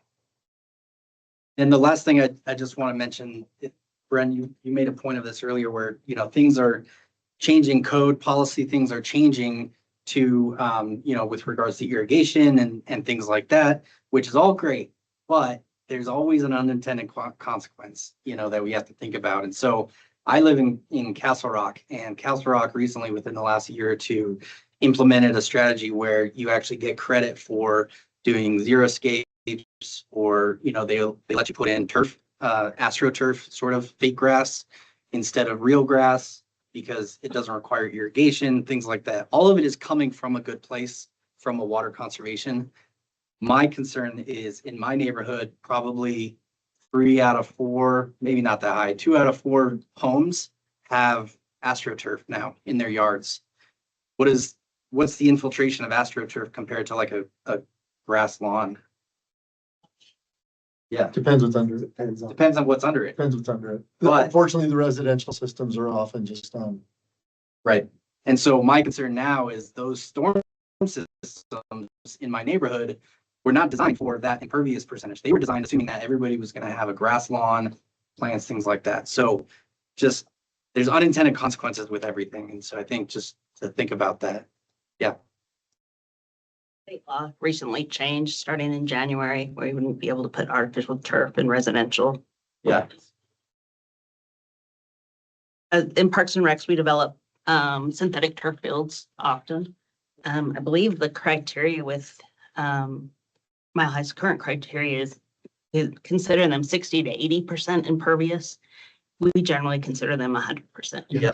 yeah. That's a Otherwise, really you're just good- trying to fix all kinds of drainage. That's Yeah. worth repeating so that everybody online can hear. That I'm gonna see if I can restate it. Some people consider lower perviousness when they're considering artificial turf than they actually perform. Did I restate that? Sort of? Yeah, these big systems infiltrate at an incredibly high rate. Yep. Yeah, The residential systems, not all of them do that. right. That's really good point. Yeah, and I just seeing them built in my neighborhood, I can tell you they're not the same. They're two different calibers of synthetic systems. Yeah. In the subdivision, the upstream property installed astroturf and it all drained down on the downstream. Wiping out their backyard and Yep. landscaping, causing all. Major lawsuit, sued. Yeah. And they won. Yeah. So again, it's coming from a good place, thinking of water conservation, but sometimes as I think we have a tendency just to latch on and be like, oh, this is great. This is going to fix so many things, and we have to be careful. And now we have a bunch of plastic. And now we have a bunch of plastic and stuff. The heat island effect. Yeah. And they're incredibly hot. Yeah. And I'm watching Yeah. games, Yeah. baking. My backyard. No pun intended, crowning Phil.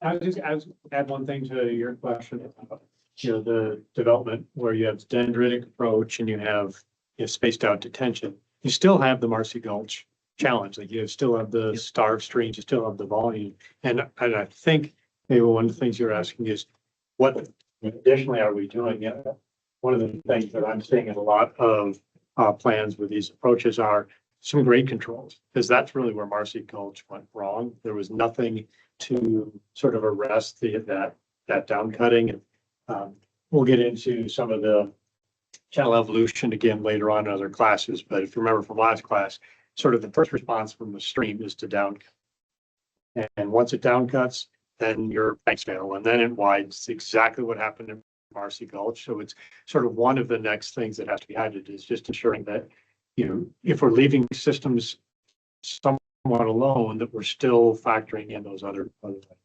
And there's just one comment on line that I just want to highlight, and you'll agree with this. Zero scape does not mean zero scape, right? So it does not mean you're putting in just rocks and things like that. There's a lot of native vegetation and things that can fit within that zero scape That's and right. still provide those benefits. Oh, good. Agree. All right, now we're on to everyone's favorite element, geomorphology. Kind of in keeping with today's theme, which is, how development and, or what its impacts are in stream. We wanted to go back and kind of start with the stream processes, because this is really an important thing from a planning standpoint, from a design standpoint, from a review standpoint. And if we are in a position where we can understand what development is doing or any change that the system is doing, we have a decent chance of being able to design our systems in a way that will work with, or at least be compatible with what those changes are. And I think for a very long time, what we have done is we've designed systems that kind of ignore geomorphology. And if you do that, you're going to be fighting with nature. And I think the lesson we all have seen in different places is when you fight nature, eventually you will lose. And so why not try to come up with a system design that at least gives you the best chance to understand and implement these type of natural systems in our project. So what does development do from a standpoint of lanes balance? Because that just, well, I should have said that. I think that's the second time you've seen lanes balance. So at least 4 more of those as we go through the class. But from a lanes balance standpoint, flows are really a big thing, and it's a great place to start as far as how things are changing. As Ryan's gone through, we have more frequent flows. we have greater volumes of flows. And for some flows, we're going to have higher flow rates. It's probably not going to be so much the case for a 100-year flow because we've kind of have our arms around detention. But for a lot of some of the smaller flows, you're going to get bigger flow rates. Terrain. So if you think about lanes balance on the right-hand side, one of the important things is slope. And that's probably something that isn't thought of a lot from impacts. But what we have a tendency to do with these natural stream systems that want to meander across an area, they're dumping energy by lengthening their path. Typically in development, we linearize things. And as soon as we linearize things, obviously we increase the slope. And so what that's doing is adding a lot of energy into the system, which adding energy, it's probably a little hard to see, but from the lanes balance, adding energy, that shifts things on the right-hand side of lanes balance. Adding water, that shifts things on the right-hand side of lanes balance. All of those are leading to instability. And then sediment is kind of a different beast in that we are changing it in multiple different ways. Typically, when we are in construction, we're actually increasing sediment, just the disturbance of ground. We've all seen construction sites that, despite what typically are pretty good concepts or ideas for BMPs, oftentimes a lot of additional sediment will get into the stream systems. After the basins stabilize, you oftentimes reduce the amount of sediment that's coming into a developed system as compared to a natural system. And then the other things we've talked about is we develop systems, we put in detention facilities that create these soil-starved environments that we need to factor in. One of the interesting things on this, a point on the higher sediment during development, we're involved in a project south of Denver recently, and it was a higher functioning, lower maintenance stream. It had riffles, it had many steps, and looked great. And then year one, all of a sudden there was sediment that was covering some of the features, and there was deposition in the channel. And I think from a typical response, we see deposition occurring in a channel, and immediately we think floodplain problems. We didn't account for that. We need to remove it. And the idea that sort of won the day in this project was, let's wait. Let's see how the system responds, because that deposition is it's the natural response after you have a disturbed system. And it's one of the nice things, I think, with some of these designs, that if we provide room and we have that approach, that we're going to let a natural system behave like a natural system, you can actually wait until upstream area stabilizes. That sediment is going to get mobilized and it'll move downstream. Maybe that's not best for what's downstream, but at least in the context of that specific project, it allowed the system to respond without any maintenance being required. Takeaway is think the lanes balance and always try to consider the responses you may see when you're designing the stream corridors. This is, I think, number 2 on this slide. This might have been Ryan's from last time. I really think this is an important piece from geomorphology. I don't know, probably some of you have way better eyes than I do, but I'll kind of go through showing on the left-hand side the precipitation you have. The next is what your flows are in existing conditions, and then proposed conditions flows. And what it shows then in the next column is the percent increase. If we get down to a 100-year event, in this case, there certainly was an increase, but it's the typical type of rainfall event where we're really seeing significant changes in our flows and the energy that we're added into the system. And I think this is really a huge thing to consider in our designs, because maybe going back to the conversation we had earlier today about some of the criteria manual or drainage or faster drainage plans, I think in some level we've allowed those to fool ourselves into sort of this complacency, because we can say, well, for a 100-year event, the existing flows, peak flows are gonna be exactly what, close to what we have our developed flows. And for a 5-year, we can set up our detention facilities so that we're not increasing those flows.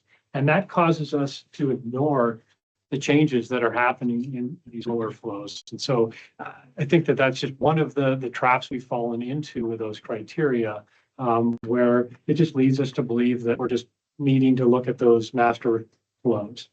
As we talked about last time, number 2, the slide, all flows matter. Particularly in sandy type systems that a lot of current developments are going in. It's oftentimes these smaller, lower flows that move more sediment over the long period than an annual flow or even a significant flow when you consider sort of the time averaged impact. Certainly, a 100-year event is going to have a big impact, but it doesn't happen very often. It's oftentimes these smaller flows that in almost all designs have been ignored as far as what actually has impacts on the stream. And if you look at sort of these flows, these small flows, and we go back a slide and consider what's happening in most developments for, a 1/4 inch of rain. If you get a 1/4 inch of rain in most undeveloped areas, you're not going to see much, if any, runoff. But as soon as that site develops, you're going to see a significant increase. On that last slide, is that, we typically think of water quality as a quality-based measure. But if you look at the depths of events, that water quality event's about a 0.6 inch. Water quality infrastructure that we put in, that green infrastructure also has value from a quantity piece. I just wanted to draw that out. Keep that in mind as well. Very good point.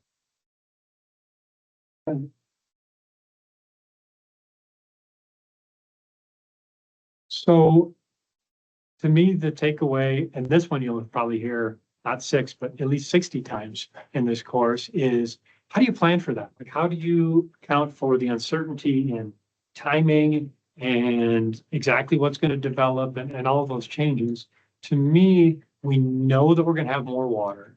I think it's pretty intuitive to people that if you have a stream that is whatever size or shape meander that you have, and you introduce a lot more flow to it, you probably better give that stream even more room than it has now.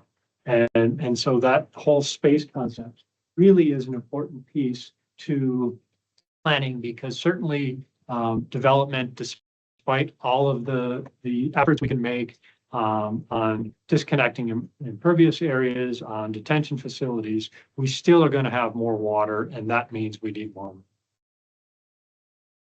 I'm going to go back to the slides that Ryan had on Marcy Gulch. I think I'll go through this very quickly because I'm about to get the hook from Mary, and because we've talked about it quite a bit. But thinking back to what happens when you ignore sort of those changes in flow volumes, and essentially that's what this is kind of a lanes balance type of situation. You have a stable system. The idea, I think, was really good, probably well ahead of its time, is let's just let it do what it wants to do. But if you don't factor in, those change in flows, and I'm sure this one, the peak flows weren't any bigger, it was just those smaller flows, you result in something like this. So how do you plan for the change? Give streams room, and accept the fact that streams are dynamic systems. It's a mindset change of getting out of the idea that we want to create a stable channel that never moves. And Ryan was talking about, the call you get when you get a foot of bank erosion. If we are designing our stream systems right, leaving our corridors wide enough, those are not problems. Those are streams acting as streams. Anticipate the terrain downcutting and widening. This is exactly Marcy Gulch. You leave the room, but know that a typical response is for a stream to want to downcut as soon as you add more flows to it. So incorporate that in design, a way to mitigate against that. Know that you're going to have high sediment in most cases early on in construction. Plan for it, and hopefully you can live with it. And those are the best designs where you can accommodate, at least temporarily, deposition of material. Lastly, stream stability is directly related to all of the four elements. So while this is everyone's favorite element, those other ones are also really important when we consider how we're doing it. With that, probably your second favorite element. Second favorite. Comes last for a reason. So how's everybody doing today? We are coming to the, when you see me, you know that things are getting close to lunch. So next year, we're gonna reverse order everything. What do you, just, let's shake it up a little bit. So back in the day, we used to have community values last. And Jesse put up enough of a fuss that was at the front. No, the reason we did that is because we wanted community values not to be the afterthought. And I don't think vegetation at the end means it's an afterthought, but we did put community values at the start for a reason, because from the district's perspective, it was something that had been lacking in our project thinking. You know, we were really coming at it with the H&H. So we, when we first started talking about the 5 elements, it was like, oh, hydrology, hydraulics. We always started with H&H. So we're like, wait a minute, let's put the community first. Also, I'm going to take a little bit of my 15 minutes to kind of touch again more explicitly on this water quality conversation we're having. And when we first introduced the 5 elements, I think I mentioned something about, you know, we deliberately kind of considered water quality to be one of those aspects of stream condition and of our projects that we felt like we didn't have a great handle on adjusting the dial for, and so we kind of didn't have it explicitly considered. But obviously through this discussion, it is integral to every project that we do, right? The water quality aspect is built in there in many ways. So I want to make sure there's not a misconception that it's not part of our consideration, whether that's regulatory water quality with some of the treatment facilities we've been talking about, or whether it's water quality aspects that we clearly saw with Marcy Gulch. I mean, sorry, but that restoration project was a significant water quality improvement. You know, as mentioned about all the sediment down in South Platte River and the adverse effects that had downstream. In fact, there's places where stream restoration gets water quality credit from a regulatory perspective elsewhere. So why not, you know, I think we should be able to quantify it and get credit here too. So anyway, that's just my little plug for, we're not overlooking water quality. We want to make sure it's accounted for in all our projects. So just a little plug there. All right. So we've seen lots of great photos. We all love, don't we love photos of like really crappy streams? It's like, wow, look at that. Let's get in there, fix it. Which is great because I think a lot of times it needs to be fixed. So this is in Chatfield Reservoir. This is Plum Creek in Chatfield Reservoir. I had the opportunity to work on a project in here. You know, they were going to reallocate the storage in behind the dam. They weren't going to raise the dam, but they were going to inundate more area. So they were looking for things to do to offset the potential impacts that this new inundation area would have on aquatic systems, including farther down on Plum Creek. So one of the first things they did was look at the Plum Creek on Chatfield State Park. And this is upstream of the reservoir. It's towards the south. And just because of urban development, this is the result, is there had been just this head cut that was working its way up and up and up from the reservoir. And everything had degraded. This is obviously a response right here. What happens when you lower the invert of a channel? What happens to the surrounding vegetation? What can happen?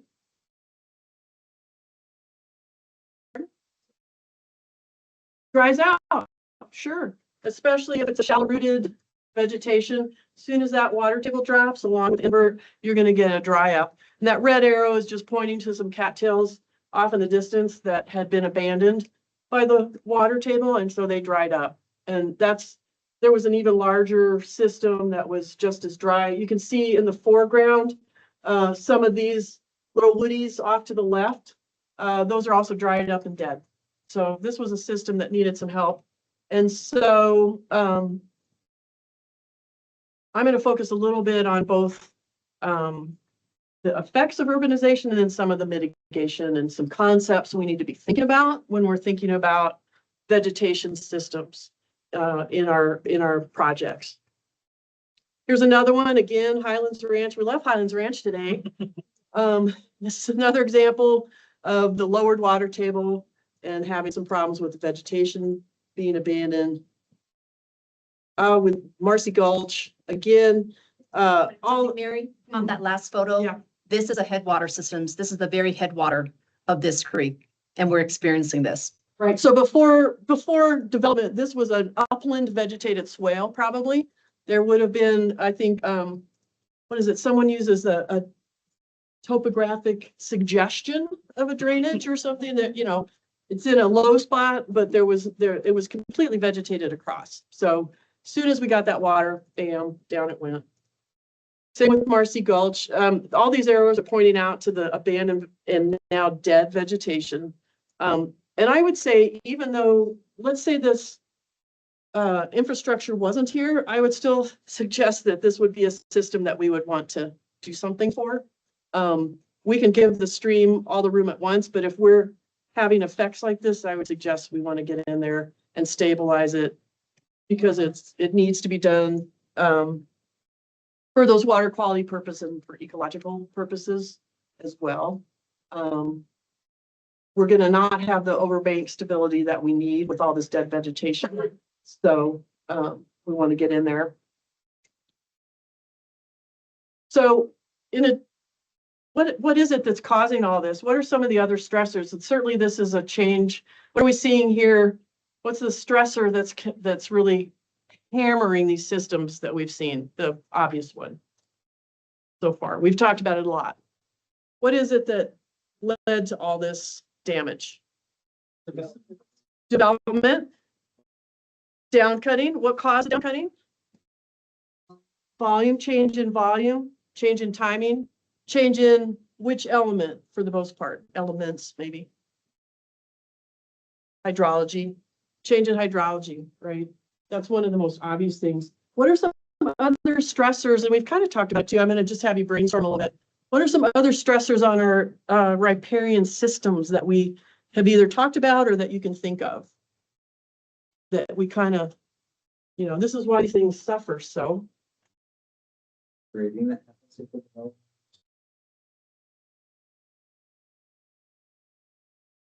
Stuff for vegetation, all of it.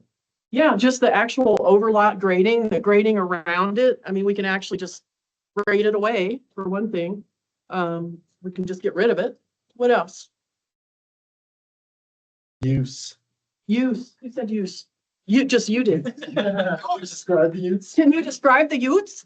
Yeah, use. Just Dogs and people. yeah, pets, human activity. You know, who's been down at the Cherry Creek Dog Park? Man, those dogs hammer the blankety blank out of that channel, right? About the bank. It's a big deal. Plus they poop. Yeah, absolutely. Invasive species, noxious weeds coming in. And typically when you have noxious weeds or invasive species, not typically, but oftentimes they do not do as good a job of stabilizing those banks, right? They can just become monocultures. So yeah, absolutely. Increased velocity, hungry water, and lower water table. Yes, all of that stuff. Those are some of the hydraulics and the hydrology. You betcha. You bet. What else did I come up with? I'll keep moving on. We got the invasive species, pets, just general encroachment, just making it more narrow. We've got the disturbed soils we mentioned, fragmentation. We tend to have bridges and things that cut it off so we don't get the complexity and the sort of the more contiguous systems that occur naturally. We can have disease come in, different kinds of problems. Well, now we have the green ash, emerald ash borer, that type of thing. Of course, climate change, changes in house storms, all this stuff. So these are all things that don't work in our favor when we're trying to use vegetation in our systems. So we have to kind of keep all this stuff in mind when we are contemplating what sort of vegetation we're going to be asking to work on our behalf. And this again goes right back to, it's all about the context, all about where we are. And I do want to point out that even though we keep talking about corridor, I want to make sure we're differentiating between having wider corridors, which is great, versus wider channels. So just keep that in mind. A wider channel sometimes ends up not being a great system because it can be too flat. You get all that aggradation, and darn, those cattails come in and whatnot. So just lots of factors to think about. One thing with vegetation, and this is going to get to the point Troy's mentioned a couple times about safe fail. One nice thing about vegetation is it can change, right? And it does change. It changes with the seasons. It changes over time. The species composition can change. What I'm showing here is an example. It's an ecological concept of dynamic equilibrium. And it kind of gets to the point that Troy was talking about too, where stream systems, if things are a little bit in this equilibrium, they may change, but again, they change within somewhat predictable boundaries. And again, my great example is when you're seeing a very flat valley bottom and you see the sinuous stream, it is, you know, it's going to exist within here, you know, it's going to move, but it's kind of predictable. So this is kind of similar to that concept. And what it's showing here is if you start with the system as it is now, the little circle is like your vegetation community. This just represents the current state of what is. So this could be a nice, maybe this is a nice little wetland area along a stream. Generally speaking, if it stays, and this line here, the squiggle, is sort of the ecological conditions that it's in. This is just its totality of where it is. It's kind of its niche, if you want to think about that. And there are some things that kind of can change along this continuum. In this case, let's think hydrology. Let's just think of the black line representing hydrology. So this little system, if it gets, let's say, wetter is to the left and drier is to the right. If this little system gets a little wetter, its inclination is to kind of head back down to the bottom. It'll get a little wet, it can handle it, but it'll sort of stay in the same composition. Same with the drier. It can go a little dry, but it'll always stay about the same. What happens though, if this little system, this little happy wetland, if it gets so dry, what eventually happens? Can it stay a wetland if it's super dry? No.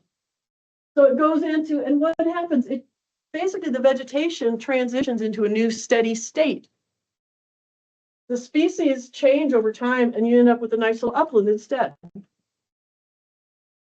So you can still have vegetation. It's just different, but it's still, now it's happy. You have happy vegetation in the new condition. Pardon? Happy little trees. Happy little trees. What's the guy's name? Bob Ross. Bob Ross, Mr. Ross right here. He's got his happy little, actually probably little happy shrubs, happy little grasses. So our vegetation can flex. And that's where the resiliency and adaptability comes in. This right here is the resilience. The ball can move, the community can move, but it has resilience to stay steady. The adaptability is it goes over and it adapts into something new and different. Vegetation has both stability and adaptability. Get that? That's super.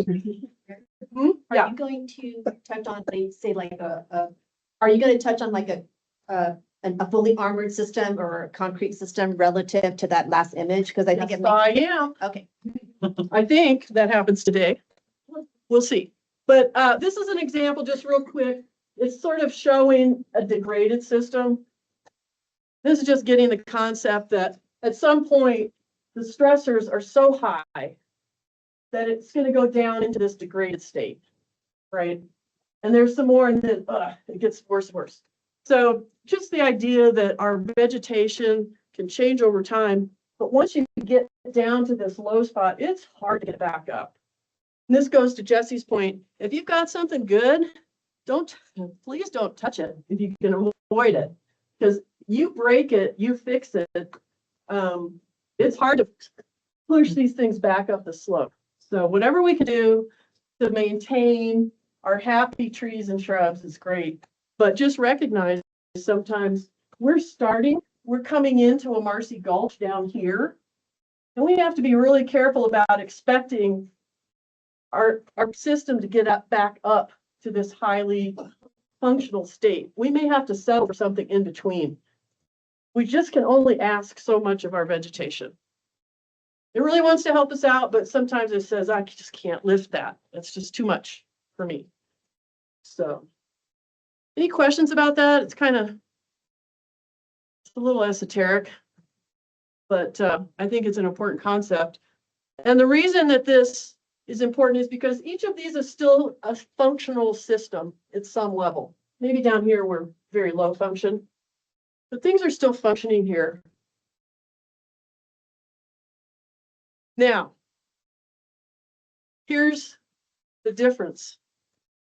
On the right here, this is that plant system where we have a functioning system and it can transition into another functioning system. Maybe different, maybe a wetland into an upland, shrubs into trees, grassland into a wetland, but we still have vegetation. We still have a functional system. It can flex, right?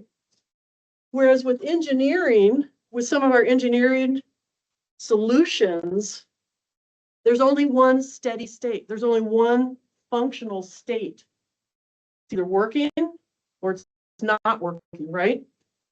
When this thing, it can put up with a lot of stress. Think about concrete, right? It's stress tested. But what happens when it gets to the top of this little thing? Does it go to a different steady state? Does it like morph into something new and different? No, it is total failure. Total failure. So this has very high recovery capacity, but very low resilience. So our vegetation can flex and move. Is this good? Is this good? Depends, right, on your context. When is engineering resilience of this type so important? What kind of setting do you want this, where it's working? Pardon?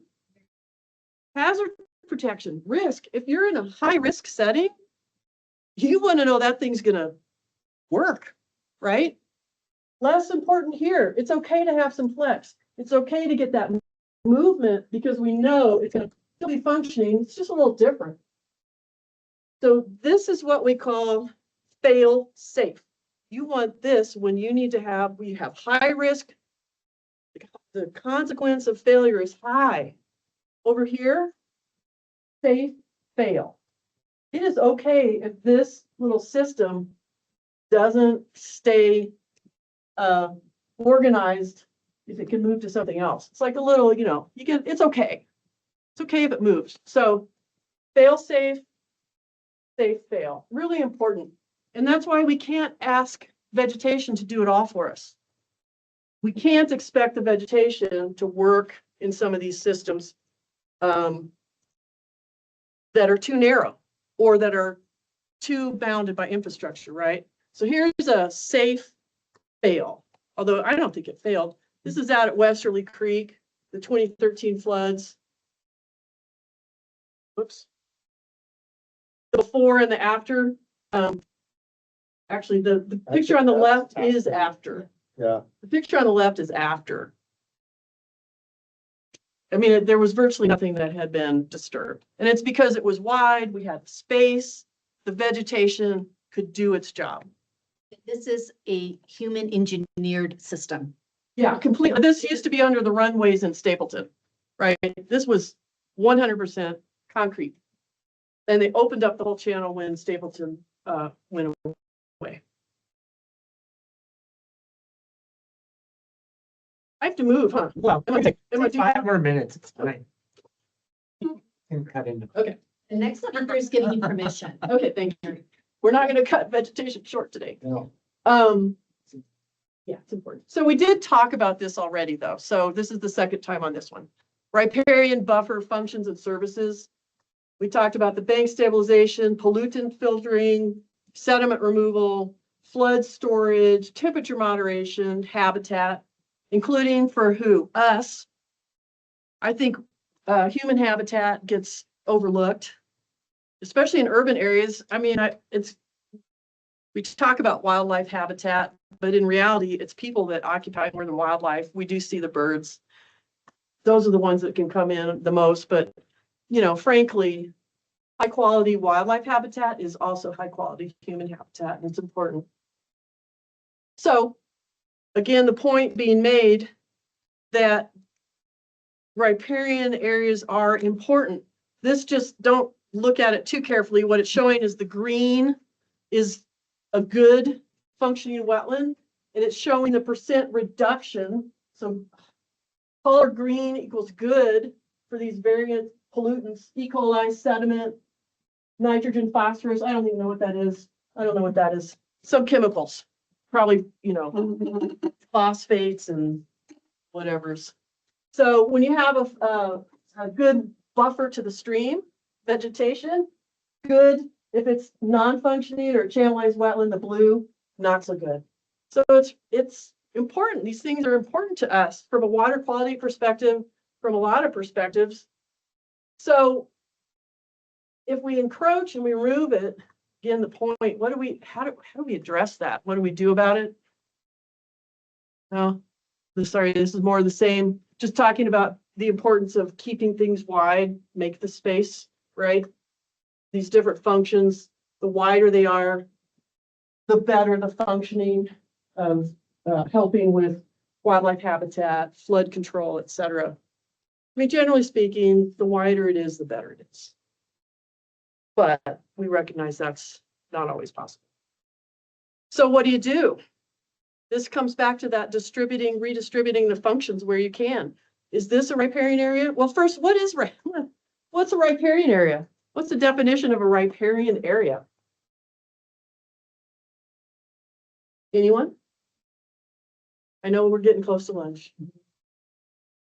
Pardon? Areas on riverbanks? That's part of it. Supports vegetation. It tends to be an area that has more water tolerant vegetation. Yep. Sustained by runoff. Yep. Yep. All those things are true. It's areas that are influenced by a stream. That can be either surface water influence, flood flows influence, groundwater influence. So riparian areas tend to be affected by their hydrology is affected by streams. Pretty simple. Upland, riparian, stream. Is this a riparian area? Is it influenced by a stream, sort of a stream? I don't know. I'd say, yeah. I mean, I'm gonna give it a little credit. Come on, it's trying. Infiltrates into the ground. Yeah. So that it's not directly connected to the stream, so maybe it's an isolated wetlands. It could be isolated. I mean, is it performing and let's just say this is a water quality facility here, and it is connected. Is it performing some functions that you sometimes see in a riparian area? Yeah, yeah. Is it a sad little riparian area? Yeah. But is it kind of something that helps? Yes. From a water quality perspective, from a nutrient, from some perspectives, is it providing a little habitat? Yeah. So let's give it some credit.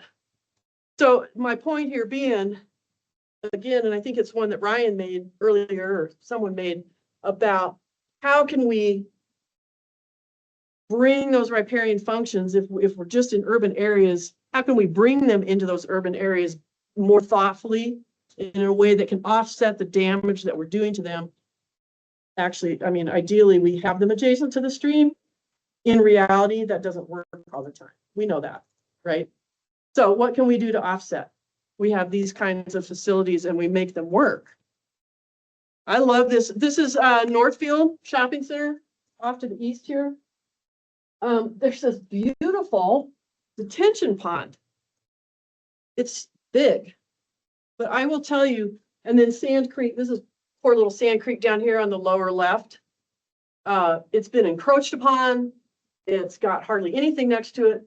But you know what? This wetland detention facility that somebody thoughtfully created is doing so much work, so much heavy lifting to offset what's been done to this little creek. And I just really applaud, this was from like the 90s, I think, mid 90s, early aughts, when this thing went in. And it's just great. It's a great example of trying to maximize benefits where we can. Could this have just been a trap, you know, like the usual bathtub detention facility with nothing in it but mowed nasty stuff? Yeah, but they took the time to make all this topography. Well, you know, just what detention ponds can look like.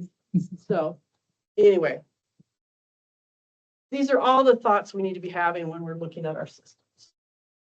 So Go back to that real quick. because I'm getting Yeah, the real time quick. zone. I'm getting the Just- time. You can see the undulations in the terrain, and that I think is something that is unusual. It is. They put the And that's- topography in. Yeah, Yeah, absolutely. And they have different chambers, you know, from one place to the next. Yeah, this is a very, very creative detention facility. To be honest. So my last slide, I think. You ready? Yeah, I'm ready.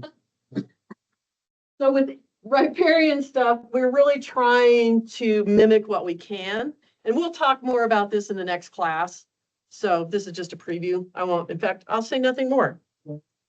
Kind of started it already. Next class, keep going. Planning, Planning, yeah, Brent's favorite my topic. favorite topic.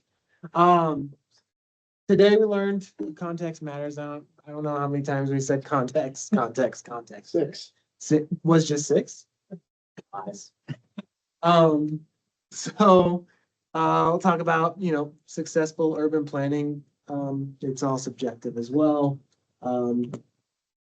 You have to remember that we live in a broader world, right? We have to think of things not just site-wise, but in our neighborhood zone, our regional zone, and I'd say global. Context is geographical, cultural conditions, but then, you know, it's external to your site. Why do we plan? Why do we plan? Streams are critical or crucial infrastructure and urban features, right? We tend not to do this anymore, but in some contexts, this might be the only solution because of a risk standpoint, right? But proper planning ensures habitat resilience. Why can't we have these? Proper planning, oh yeah, it's human and ecological. A well-integrated stream enhances quality of life. I would say that this park creates the place that this neighborhood is, right? Everybody wants to live around this. Everybody wants to be here. And because of human nature, we are drawn to water. And those are the places that are desirable. And it's going to enhance our quality of life if we can interact with it, right? The why, the what, and the how. Stream corridors should guide or be at least a part of that conversation in initial planning conversations, right, for a project, and not just an afterthought. And we want to take into consideration these 5 elements on every project, whether it's a little pad site gas station all the way to a regional master plan neighborhood or a master plan community, or even just a whole community, a whole town, a whole region. Next class, we're going to talk about the planning in each of the zones and like, what are our tools for each of them? So in rural zones, we have, buffers, conservation. In suburban zones, we're gonna talk about, greenway, green infrastructure, integration. And then in our urban zones, our multi-use spaces, because those are, our stream corridors are really the only green spaces we have in some of these spots. Flood resilience and more green infrastructure, ultra urban concepts. That's it. Minus Jeopardy. Yeah, so that concludes, for those of you who are on the internet, on the Google. On the Google. If you're on Google, if you're on the Teams, thank you. And I don't know, Laura, if there's any wrap-up comments that are coming in or whatever, but we appreciate your attention online. I know sitting here for this long is a little grueling, but hopefully you were able to pay enough attention to get something out of it. So as you depart from online, if you'd like to, leave some like one word. What did you get out of today? What's the 1 or 2 words that you're going to leave? What are your thoughts that are exiting as we head out of the class?